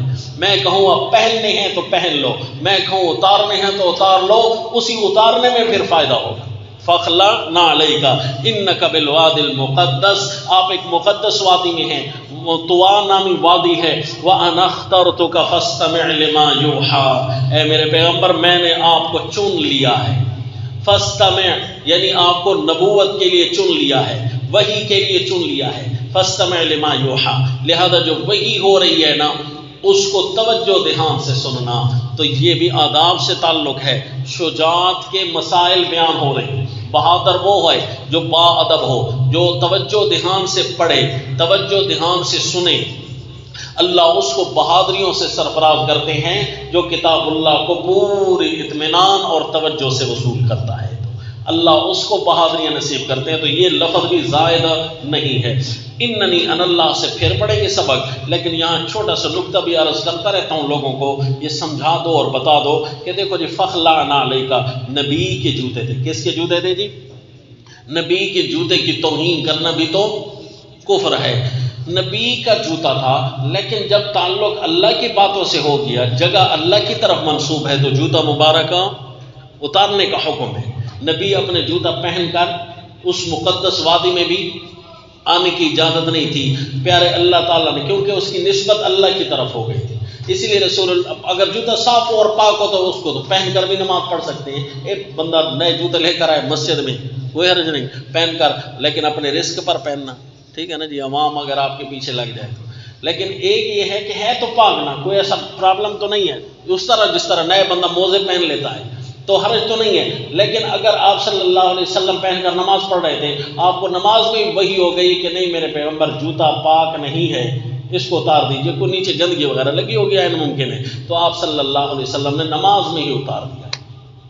تو حالانکہ نبی کا جوتا ہے، تو جب نبی کا جوتا ہو اس کی شکل نعلین کی بنا کر اس کے اندر قرآن کی آیتیں لکھی جائیں، یہ جائز ہوگا؟ حالانکہ صاف قرآن میں ہے کہ مقدس وادی میں بھی جوتا مبارک اتارنے کا حکم ہے. تو جب جوتا موجود ہو اس کی شکل بنا کر اس کے اندر آیتیں لکھنا، یہ کہاں کا پھر انصاف ہے؟ لہذا اس کا احترام اپنی جگہ ہے. ہر چیز کا جو مقام ہے اس مقام کو مقام تک رکھیے. جو اس کے مقام سے بڑھائے گا تو وہ محبت نہیں ہوگی بلکہ غلب ہوگا. مضمون سورت جاری ہے انشاءاللہ. باقی